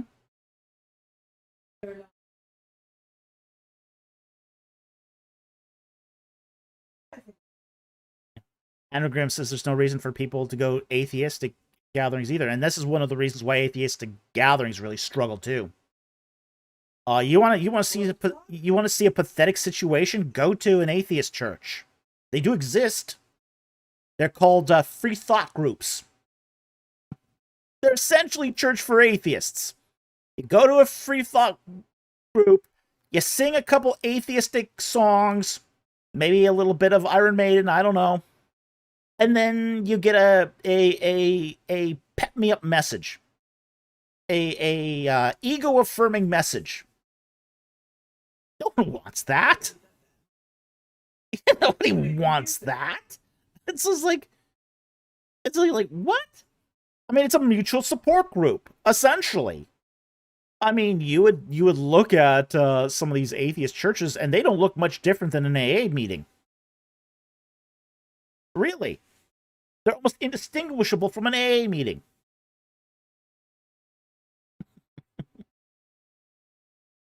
So it's like crazy. No one would go to that. Now, interestingly enough, some of these free thought groups, some of these atheist churches, have led people to Jesus. There has been those. Because they go to these things and they find them so vacuous. They go, well, surely there must be something where there's more to it than this. We found this phenomena in the vampire cults, too. We found this phenomena where people will go and join, say, a Wicca coven.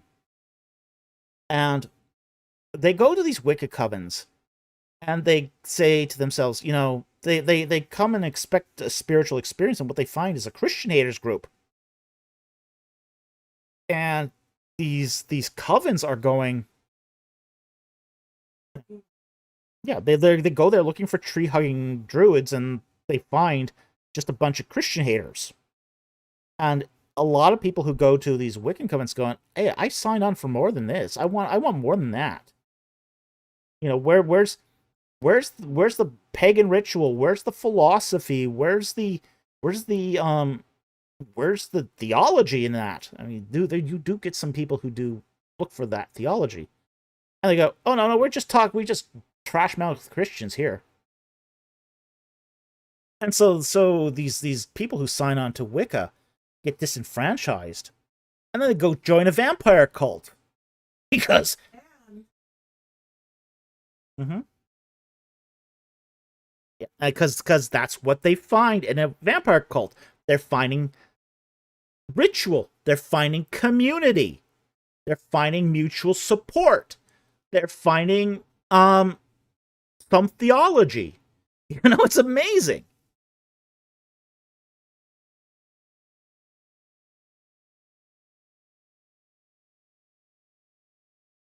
Yeah. Jack Ray says, sitting in a church when it's totally set up to serve families, but never actually help foster families starting. This is a super painful topic for me, and I don't blame you. Look. Yeah.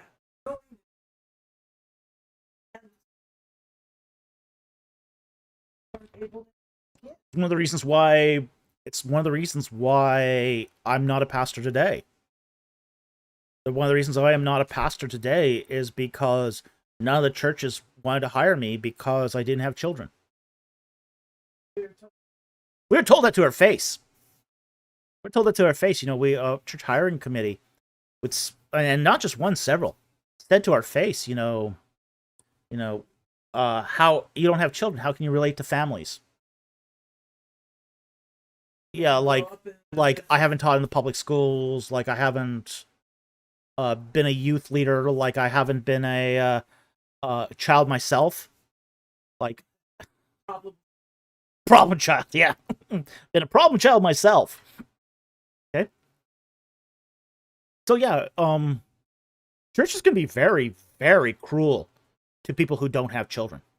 It'd be very cruel. So yeah, I feel your pain. I feel your pain.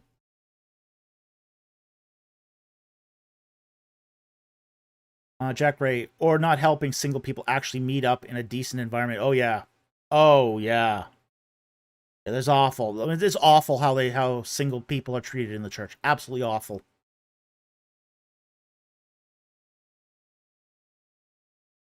And he goes, one of the consequences is dying churches. It is. It is, yeah. No, singles ministries are terrible. Absolutely terrible. Andrew Graham, and they're cruel to divorce too. Yeah, absolutely. Yeah. No, I totally get this. I totally get it. Louis Sandoval. Vampire cults, is that a thing in North America? It's a thing wide now. Um they're not dying out, they're just changing. Yeah, they're still around. They tend to Really good music. yeah, they do have very That's good music. one reason. Vampire cults have great music.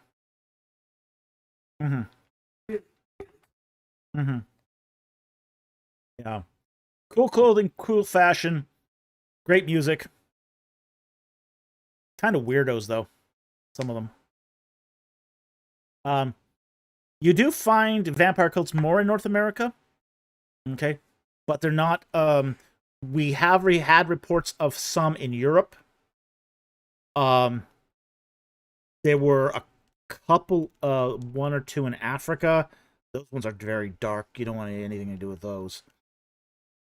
Um but yeah, it's mostly a North American thing, but it's not exclusively North American. As I said, there's some in Europe too. Okay. Let's go on the next super chat here.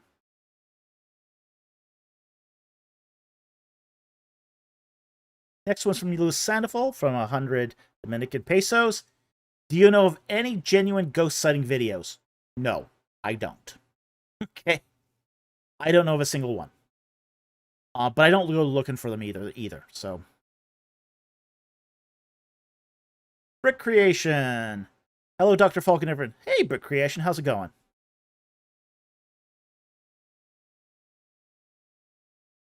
Okay, and then I want to thank Mystery Flavor for becoming a YouTube member. Thank you very much for your support of the channel. Really appreciate it. Matthew Horrell for $4.99. Thank you for the super chat. Here's a super chat because of the boosts. Ooh. Bad pun. Bad pun. But thank you. Appreciate it. And then we have one final super chat here because it's good because we're almost out of time here. From BC for $2 Australian. Foodie section. Ghost peppers. Which have nothing to actually do with ghosts. Very hot habanero. The ghost pepper is a very hot breed of habanero. Very hot. I have never actually had a ghost pepper. I've had habaneros. I like habaneros. There's actually a breed of habanero. I think it's called a habapino. I think it's called, where they bred all the flavor of a habanero with none of the heat. We haven't tried it, but we'd love to try that one. I would love to get my hands on one of those zero Scoville habaneros. Because habaneros are really flavorful peppers. Incredibly flavorful. But they also come with this raging heat. A habanero is a strange pepper. It's incredibly fruity. It's incredibly fruity, incredibly flavorful. But boy, that heat wallop is just unbelievable. I remember when we were making that orange chili, I put in some habanero and I had some on my finger, and it's like, I touched my lips by mistake and it burned. Oh, did it burn? So, yeah. Dark Blade, ghost peppers have been one up by another pepper with a death theme, the Carolina Reaper. Yeah. I don't go into those. I mean, I love peppers. I'm a big pepper connoisseur. I love peppers. But I don't tend to go for that really super hot extreme.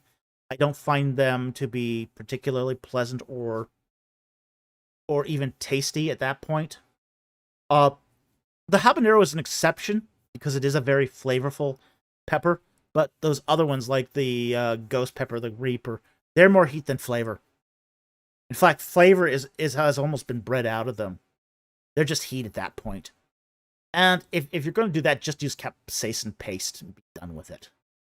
You know, at that point, you're really not using it as a cooking ingredient anymore. So for me, I love the idea of, like, I mean, I love things like banana peppers, poblanos. Oh my gosh, poblanos are such a good pepper. So is Anaheim. Anaheims are fantastic peppers. I love, for example, chili relleno. Chili rellenos are just delicious. But you're using, with a chili relleno, you're using a poblano pepper that's stuffed with cheese, battered and fried. Like, oh my gosh, it's so delicious. Chili rellenos are just amazing. But they're not using a high heat pepper either. Even deep fried jalapenos, beautiful, just tasty, absolutely tasty. Um, so I mean, I do very much love um good peppers. Um, but the high heat peppers are not for me. They're really not for me. Green hatch chilies, are those the small green ones? Are those like the are those like the small like the Thai green chilies? I think they are. Recreation, I like peppers on everything. Oh yeah, they're delicious. They're absolutely delicious. And I mean, I like, for example, I like slicing up jalapenos, giving them a little fry, and putting them on burgers. On burgers, amazing. Oh my gosh, they're so good on burgers. Uh, Better than our burgers tonight. We tried something tonight. We tried a keto mashed potato substitute, which was made of hearts of palm. Not good. Do not recommend this. Oh, it was so disgusting. It was like alcohol was in there. It was just like really nasty taste. Yeah. So yeah, just not great. Peppers and omelets, delicious, delicious. Yeah, peppers and burgers is absolutely yummo. Sometimes what we'll do is we'll take a bell pepper, cut it in rings, fry an egg in that, and put that on a burger. Also very good. Also very good.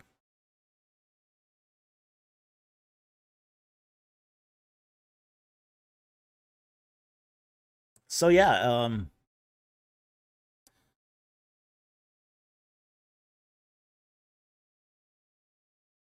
Harry Stark asks, I'll say this one thing about church dating, because we do have a lot of people talking about it right now. I didn't date in the church. Um, I did not find a lot of eligible people in the church that were interesting. Say, even amongst, say, the uh I mean, my singles group when I was in church and I was still single, they were mostly it was mostly full of guys, and the women were not really all that eligible. What I mean by eligible is they weren't really interested in dating. They were single women that wanted to stay single, or they were dating somebody already. I just found that most of the single women in the church were not really great picks. Okay? Uh I would recommend getting out there. Taking on a hobby. Taking on a hobby where you'll meet other people. That's always good anyway. I mean, frankly, I met my wife at a science fiction convention. We didn't go to the same church. Churches, yeah, so it's just like, In fact, I've never dated anyone from the same church I went to. Never dated anyone from the same church I went to because it just was not a good place to date. So, I'm not saying do what I do, but I mean that could be say winner's fallacy. But I'm just saying that get a good hobby, and then see what. No, one unrelated to your work. Okay, one unrelated to your work. You know, because you also don't want to. If you do find a good mate, you two should not be doing the same thing anyway, because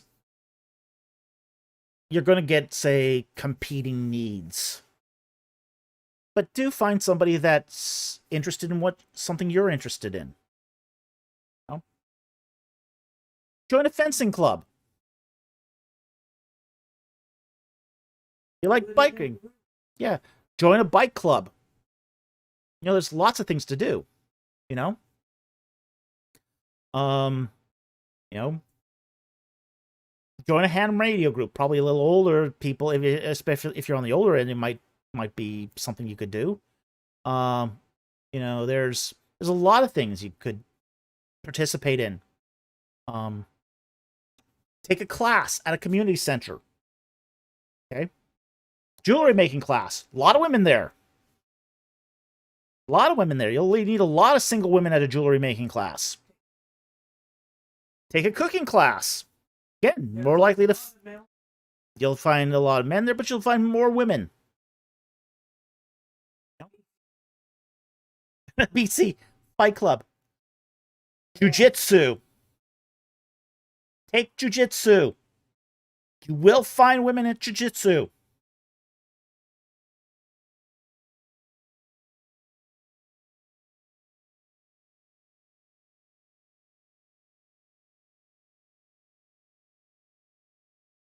The dude said, met my wife in Tel Aviv.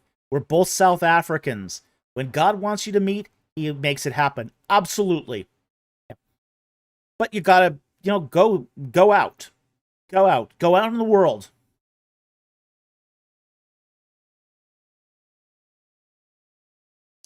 Xiao Yi says, I find women are more likely to find a partner than a man. Find a partner than a man in church. Yeah, absolutely.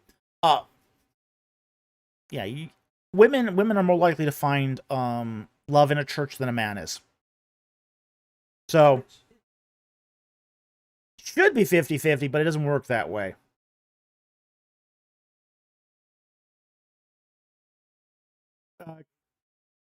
Xiao Yi says, what's your take on casual dating? I think dating is important. I think here's the thing. I'm not a fan of long-term dating. I'm a fan of, say, dating to get to know the other person. Okay. Here's what I think as far as dating goes. You should date because you don't want to commit before you know who you're dating. You should use dating to get to know the other person. And I'm a big fan of random, dating where the person is not necessarily going to be on their best behavior. This is why I love arcades.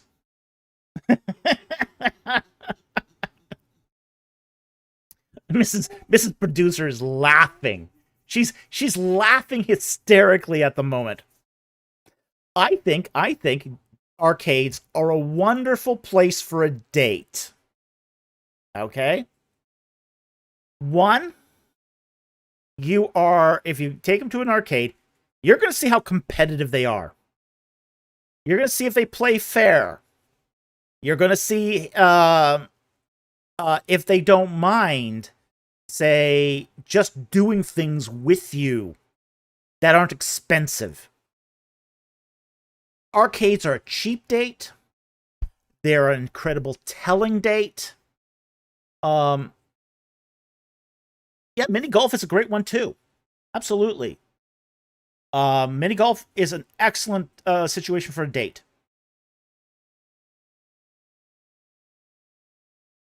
Expensive restaurants aren't. Expensive restaurants, people tend to be on their best behavior. You don't know how the person's going to behave. Because what you want out of a date is you want to get to know the other person. You want to get to know the person to see if this is someone you can spend your life with. Bowling works too. Yeah, bowling's fine. Bowling's another great activity. Things like this, things where there's a little bit of things can go slightly wrong. How does this person behave when they lose?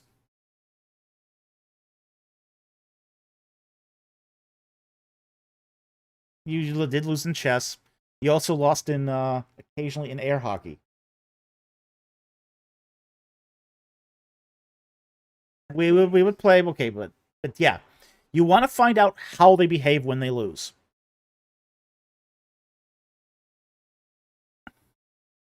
John Smith says a local comics bookstore in my area has a big arcade. Yeah, there is. And you can find these arcades all over the place. There used to be one that was very popular in the United States when we were dating called Nickel City. Nickel City was fantastic because all the arcade games were just a nickel. Oh my gosh, just a nickel. And they even had free play games. They had some free play games. Like the really old ones were free play.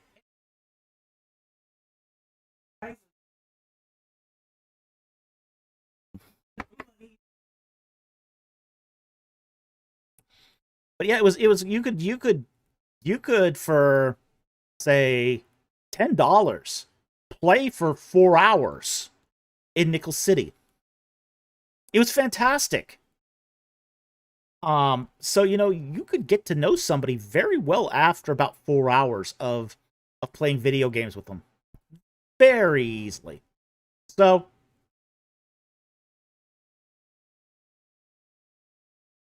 yeah, absolutely. Yeah. Recreation says, yeah, you want to see their good and bad sides so you can get comfortable with both. Exactly. Yeah. So here's the thing.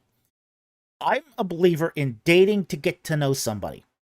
And if you can get to know somebody to the point where you can say yes or no to marriage, that's when you should start.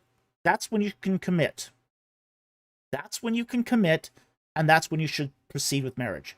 I don't like these things where people are dating for 10 years. I think that's really unwise.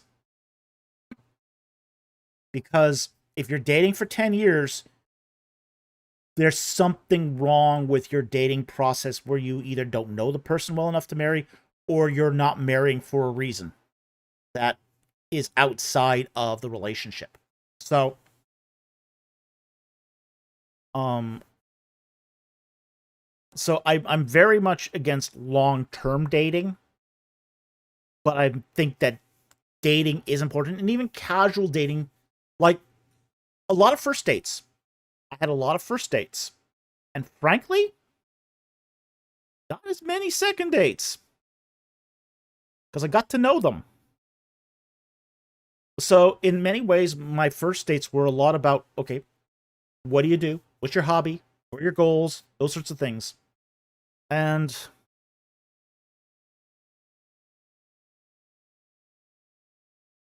yeah, we found out our We yeah, saw each other dart. yeah, we did go Regency dancing. Yes, we did. Yeah, when we first met. There's one first date I remember where oh my gosh, this woman was about as interesting as watching plaster dry. Um yeah, it was like I took her out for a cup of coffee and it's like, "Oh yeah, well what's your hobby?" "Oh, I collect stamps." "Postal stamps?" "No, no, no, no, rubber stamps that you stamp on things." He did a lot more than that. But that was her only hobby. It was her only hobby. "Okay, what do you do with these stamps?" "Nothing. Just collect them." Yes. Okay. You do anything else? No. Okay.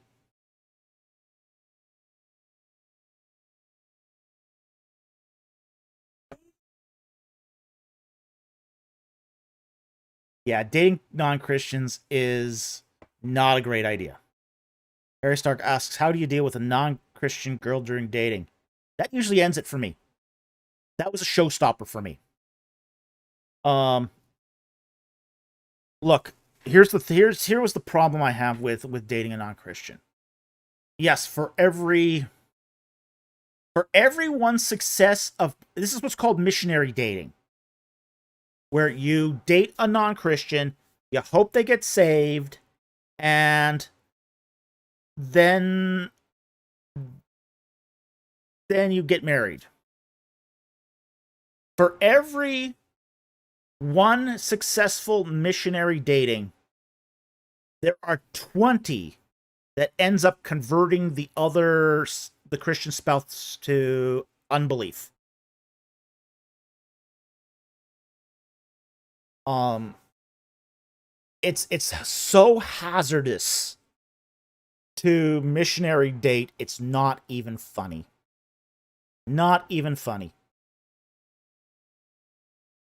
I would never recommend missionary dating. It's incredibly dangerous to do. Um, and frankly, they could be just saying it just to please you to make you happy. In which case, you don't have a real.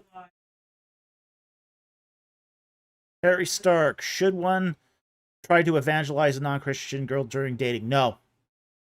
No, that's not the purpose of dating. Yeah, that's a honey trap. You don't want to do that. That's not good. Yeah, don't do that. No. If you want to evangelize just as friends, that's one thing. Dating, no. Dating serves a specific purpose, which is to get to know somebody for the prospect of marriage.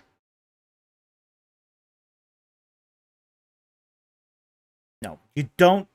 Missionary dating is just so hazardous. I would be. It's a bad thing. It's a really, really bad thing.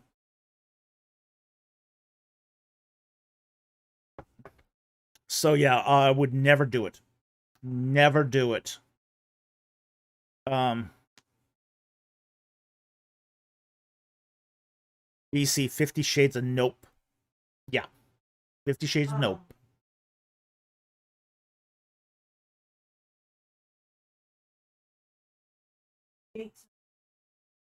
Mm-hmm.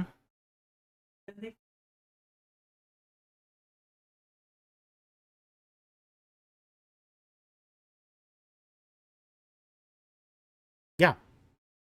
Well, Bob and Brenda. Yeah. They were, he was a Christian, supposedly, going to seminary. Pastor's son dates a neo pagan woman. They get married. Guess what? He becomes a neo pagan too. But, but what he calls a neo pagan Christian, which is really just neo pagan. He was really just neo pagan. He was not. He called himself a Christian druid at times, and it was just like, no, you're not Christian. There's no such thing as a Christian druid. It's like a square circle. No, no, that's just ugh. No. So we've seen this too often.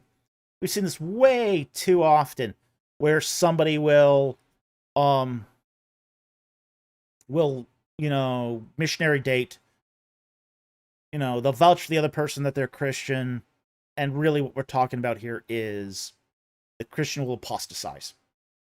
That's usually what happens here. Darkblade, I'm almost 20 with no dating experience whatsoever. Is that a negative sign? No, it's not. All right. I was. How old was I when I did my first date? I was older than 19. That was for sure. I think I was 22 when I did my went on my first date. My family really discouraged dating. Really discouraged dating. It's not that because they believed in in dating. They were just more money focused. So my parents said, "Well, you shouldn't date because you need to finish college instead of dating. Focus on your studies." Well, then once I got a job, it's like, "Oh, you got to focus on your career." so so I turned 24 and it's like New Year's Eve on my and my dad goes, "Why aren't you dating? Why aren't you out on a date? It's New Year's Eve." Like, what? You told me to focus on my career. I'm focusing on my career. But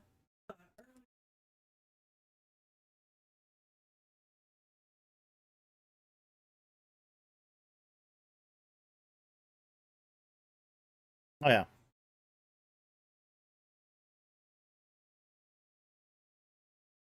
Yeah, it's difficult to date these days. It's extremely difficult and dangerous too. So, which is why yeah. Group dates is a great idea, to be honest. You know. well, Well, I mean, they do this in Japan where, because they're not sure of the other person, the first date is a group date. You're going to spend a little time with her and her friends, and she's going to spend a little time with you and your friends, and you get sort of this group dynamic where each group is checking out the other. And you can actually tell a lot about a person by their friends, too. a lot of Yeah.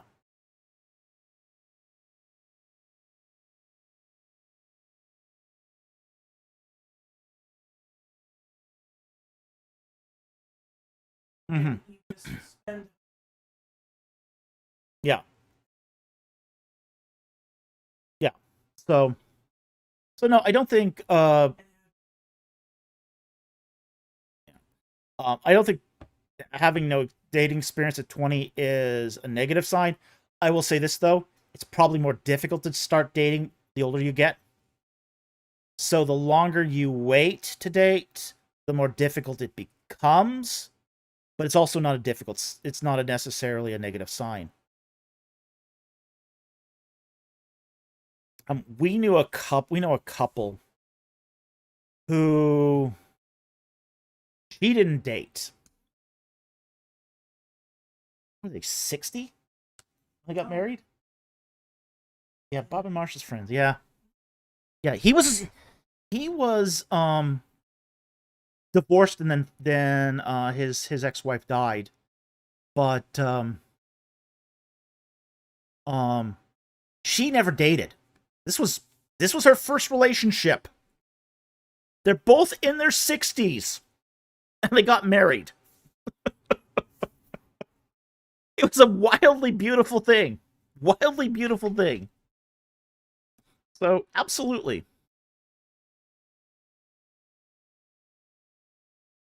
What about dating after a divorce? Okay. That one's more difficult. Okay, here's what I would say. Um the big sort of problem with divorcees dating is going to be that blurriness of marriage that often comes in a post divorce state. Now, here's the thing: when you're in a marital relationship, you are allowed to do certain things that you aren't allowed to do when you're single. At least not biblically. Okay? The biggest problem for divorcees is they've already been there once. They've already been in a marital relationship once. So sometimes they will blur the lines that they kind of sort of forget that they're still single. Okay? So as a divorcee, you are technically now single. which means you have to live as a single person, even when you're in a dating relationship. This is not so much a problem for, say, people who are already single, although it's in this sort of shack-up culture, it is, where people are doing test marriages. There's a strong temptation for divorcees to get into test marriages, where they live together, they shack up, instead of marrying. Now, the other thing is, as you pointed out here too, Andrew, there's also the baggage. And that baggage is an important consideration. You do have to understand very well what happened in the last marriage that caused divorce. Now, divorces can happen for a variety of reasons. I'm not going to condemn everybody who's undergone a divorce. But I think it's really, really important, if you are getting into the dating pool again, to understand what happened the first time. Understand what happened the first time, why it happened, how you got there, and try to prevent that from happening again. Now, if this is your second, or if this is your third or fourth divorce, you might want to put the brakes on it. I mean, I knew one guy who had been divorced 4 times and was looking to marry again. Yeah, that's a guy who hasn't learned. So you don't want to be that guy. Andrew Graham, like Married at First Sight and shows like that. Well, that can be a problem, yeah. But look, that Married at First Sight is not necessarily going to end in divorce. People used to have arranged marriages for millennia, but they didn't divorce. They usually died. Okay. So divorce is much more common today, partially because we live longer, partially because we enter into relationships casually. 500 years ago, people didn't get divorced because, one, divorce wasn't an option. Second, your partner, you could usually outlive your partner if they were, depending. And also, there was huge... One way or the other, yeah. You either died and were free of your living partner, or the living part, or your partner died and now you're free of that person. Yeah, so there was that. There was also a huge financial incentive to stay married. Because you had combination of family assets, and there were, a woman who just was somehow able to get a divorce, if she could get it at all, would end up being destitute. So there was not the she couldn't just go out and get a job. So there was a combination of cultural and societal pressures that kept people in a marriage, even if those marriages were arranged, and the vast majority of them were. So Married at First Sight is not a strong indicator of divorce, but culture is. So you do have to keep that in mind, that dating history leading up to marriage is not a strong indicator of divorce. I mean, we dated only 3 months prior to engagement. Yeah. We were older. We had our values in line. Yeah. We only dated 8 months prior to tying the knot.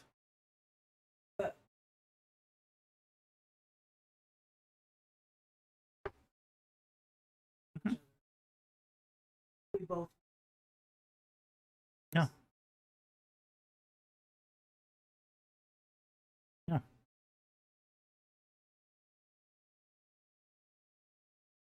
Mm-hmm. Well, we knew each other well enough at that point that we could decide to enter into a marriage after 3 months. So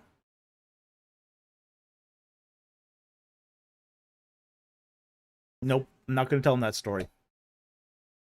But there's Yeah, there's nothing wrong with being single either. Single is a perfectly acceptable state to be in. Now, if you don't like being in that state, and frankly, I was one of those guys that if I hadn't gotten married, I would have been fine single. I wasn't looking to get married. Marriage just happened upon me. So I was totally comfortable being single. Totally comfortable with it. Hey, I had my bottle of red Zinfandel. I was happy. I was an alcoholic.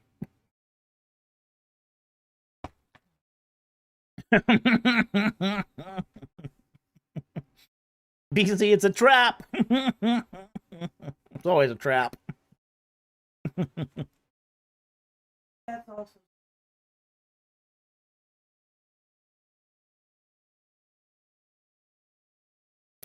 Yeah, you want to look out. you want. You want a partner that's willing to fulfill the role of being that partner. If you're looking for a husband, he shouldn't want to just be married. He should want to be a husband. If you're looking for a wife, you want to make sure you don't pick a woman that just wants to tick off a box. There are women out there that just want to tick off a box that, kick add being married on the bucket list, but not actually want to be a wife. So you gotta be careful of what her values are. So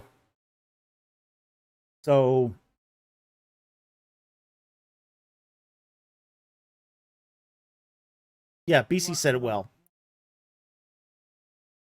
Yeah, you want a woman who wants to be a wife, not a woman who wants a husband. Absolutely. And then And the men have to do the same.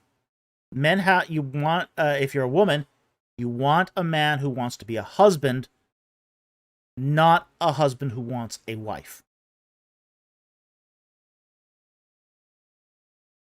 Oh, we're the yeah. couple turn. Oh, yeah. We all were taking bets. Which one would break away? We we attended a wedding in Nevada. Oh boy. Boy, this was something else. One of the son of the friend we were staying with got married while we were there, and wow, that was crazy. That was crazy. And it was we were sitting in the ceremony, and the pastor starts going on this long sermon about commitment. Long sermon. And then the pastor starts reading the vows. For better or worse. Richer or poor, or for better or worse, in sickness and health, for richer or poorer. And you could see the couple's face just go green. Yeah. Yeah. And then he made a sermon out of marriage as a commitment. I mean, in sickness, are you going and he's going, the pastor's going on. If in sickness, are you going to look after your husband if he's sick and you're poor and he can't make you any income anymore? And it's just like, and he's rubbing this in. And you have to care for him as an invalid. And he's going on like, do you love this man enough to care for him if he's an invalid for the rest of his natural life? It's like, this was the most amazing wedding sermon I've ever heard, and he's just rubbing this in. I mean, he's got this couple pegged. He knows this is a power couple. This was a young man who was working his way up the executives, up to the executive suite of the hotel industry, and she was wanting to be his trophy wife. Irish.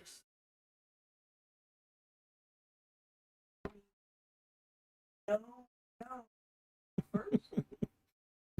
Yeah, we were we one of us joked, I don't remember which one it was, uh flipping a coin to see who would go running screaming first.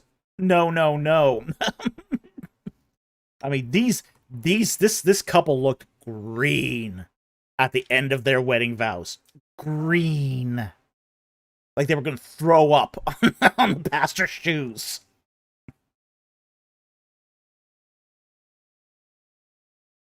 Andrew Graham, isn't that supposed to be covered in the premarital course? Not if they refuse the premarital course. Not every pastor requires premarital counseling before marriage. And this is not a couple that would have taken a premarital course. This was not a couple that was, let's just say, trying to build a marriage. This was a couple that was in a fantasy of what marriage would be like. So, I have no idea if they're still married. Never asked. And I never will. Haven't been told, so we don't ask. So,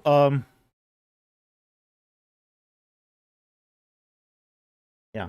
In ours? Yeah. We Andrew says, in Australia, it's a requirement. It's not a requirement in most of the world. Most of the world, a premarital course is not required. In fact, in most places, you can get married without a premarital course. In fact, when we took ours, we actually did the homework. And the pastor who was counseling us said, the pastor who was counseling us said, you did the homework. Nobody ever does the homework. Like, isn't this what you're supposed to do? It's, yeah, but no one ever does it. And then we gave the pastor a list of mistakes in the course. And that's when we knew we'd be good together. Okay, so,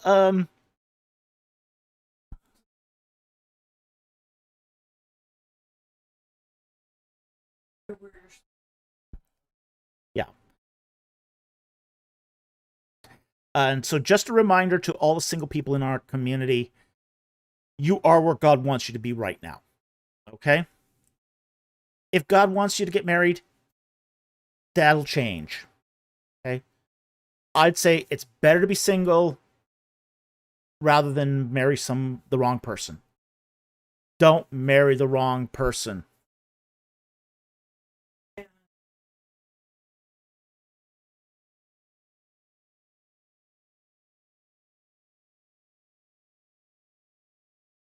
So, we are just, I think we're going to call it a night here. We don't have any, I don't think we have any non-super chats that I want to, but so we've covered a lot of stuff tonight. We've covered ghosts. We've covered chili peppers. Okay,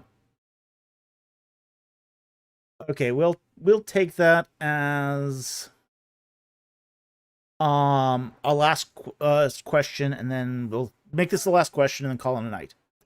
Brick creation. Yep, got it. Okay, Brick Creation asks a final question here, and this will be the last question of the night. Hello, Dr. Falk. What are your thoughts on apologists like Sam Shamounian or Jay Dyer? They seem powerful apologists against Islam and Unitarianism, but seem so condescending. I personally like Sam. You remember Sam, right? Sam Shamoon? Guy who gave me the big hug at last DTS? Yeah. Mrs. Producer now remembers him. Very effervescent guy. I actually get along very well with Sam. I like Sam. I don't always agree with everything Sam says, but I like him personally. He's not the worst apologist in the world. Some of the things he says are a little off, but I don't have huge problems. I have a lot more problems with Jay Dyer. Jay Dyer comes off as an ortho bro. And it's not that I'm against orthodoxy. I'm hardly against orthodoxy. But Jay Dyer resorts to debate tactics that are not, that are very disingenuous. I don't think Dyer's that compelling or powerful of an apologist. Sam has his moments. Sam has his moments where he can be very compelling, very, very concise. There are times when Sam surprises me. Jay never surprises me. Jay, I would never recommend anyone watch Jay Dyer. Just would never recommend it. I don't think he's a good witness. I don't think he's good for the faith. I think he doesn't really understand the Eastern Orthodoxy he's defending. And frankly, he will start strawmanning you all over the place to make his point. And you can't really reason with a guy or with an interlocutor who will just continuously strawman everything you say. So, here's what I would say between the two of them. Sam Shamoon, yeah, he's got his moments. He's not perfect, but I think he's genuine in his love of Christ. I think he tries. I think he's very, very good against Islam. And as I said, he has his moments. And frankly, the dude is charming in person. I actually really like him. Jay Dyer is a waste of time. I wouldn't spend any time on Jay Dyer. So he's a shill, he's an orthobro shill for Eastern Orthodoxy, and he doesn't understand it. He doesn't understand historic Christian faith. He doesn't understand the church fathers. He doesn't understand Eastern Orthodoxy. He'll just sort of start strawmanning whatever you say. So yeah, and he doesn't understand that he doesn't understand. He just has these sort of sophistry debating tactics that he uses, and it just gets really cringe. Really cringe. He's not a serious interlocutor. Okay, so that's my thoughts on the two. I say, I love Sam as a friend, a brother in Christ. I think he tries. Yeah, he can get over the top sometimes. He's not always right. But, again, I think he's, at least, as of the two, I know Sam loves Christ, and he's doing his best. Doesn't always succeed. He's doing his best. Jay is not doing his best. He's a disingenuous interlocutor. And I would avoid Jay whenever possible. Oh, he's totally in it to win. Yeah, that's not an understatement. He's looking to win the debate, to win the argument. He's looking to win the argument. It doesn't matter how he does it. He strawmans you, he's fine with that. If he pulls a fallacy on you, he's fine with that. He doesn't care. It's all about the win for him.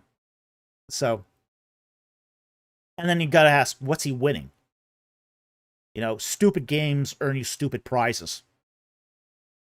So I find because of its the way he plays his games are so disingenuous. What has he won? He's basically won the admiration of his fans. I know a few people who really like Jay Dyer. I don't. I really dislike the man. I dislike how he argues, and I dislike how he debates.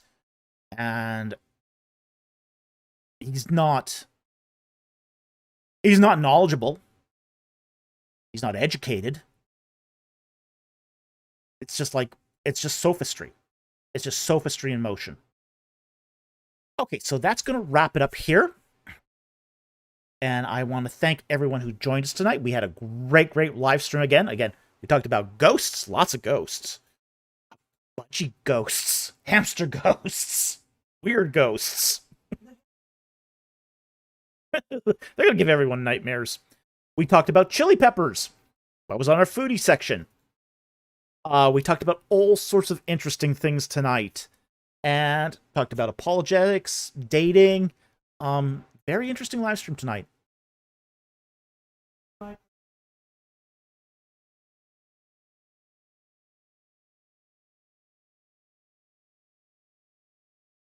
And we did talk tonight about the tragedy that happened.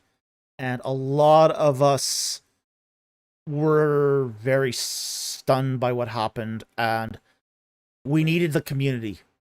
All of us needed this community tonight to sort of work through our grief and our problem and our grief here. So we're going to call it at this point. I want to thank our super chatters who have supported us tonight. And we can't do this without you, and so we really, really appreciate all that you do by supporting us through your super chats and your PayPal contributions. We really appreciate that. We also want to thank our YouTube and Patreon subscribers. You guys help keep the equipment running and fixed. We really, really appreciate that. We also want to thank our regular viewers who hit that like and subscribe, view our videos, and who share our URLs with other social media platforms. You guys get the message out. With that said, we want to thank you for joining us tonight, and we'll see you next time on Ancient Egypt and the Bible. Good night, everyone.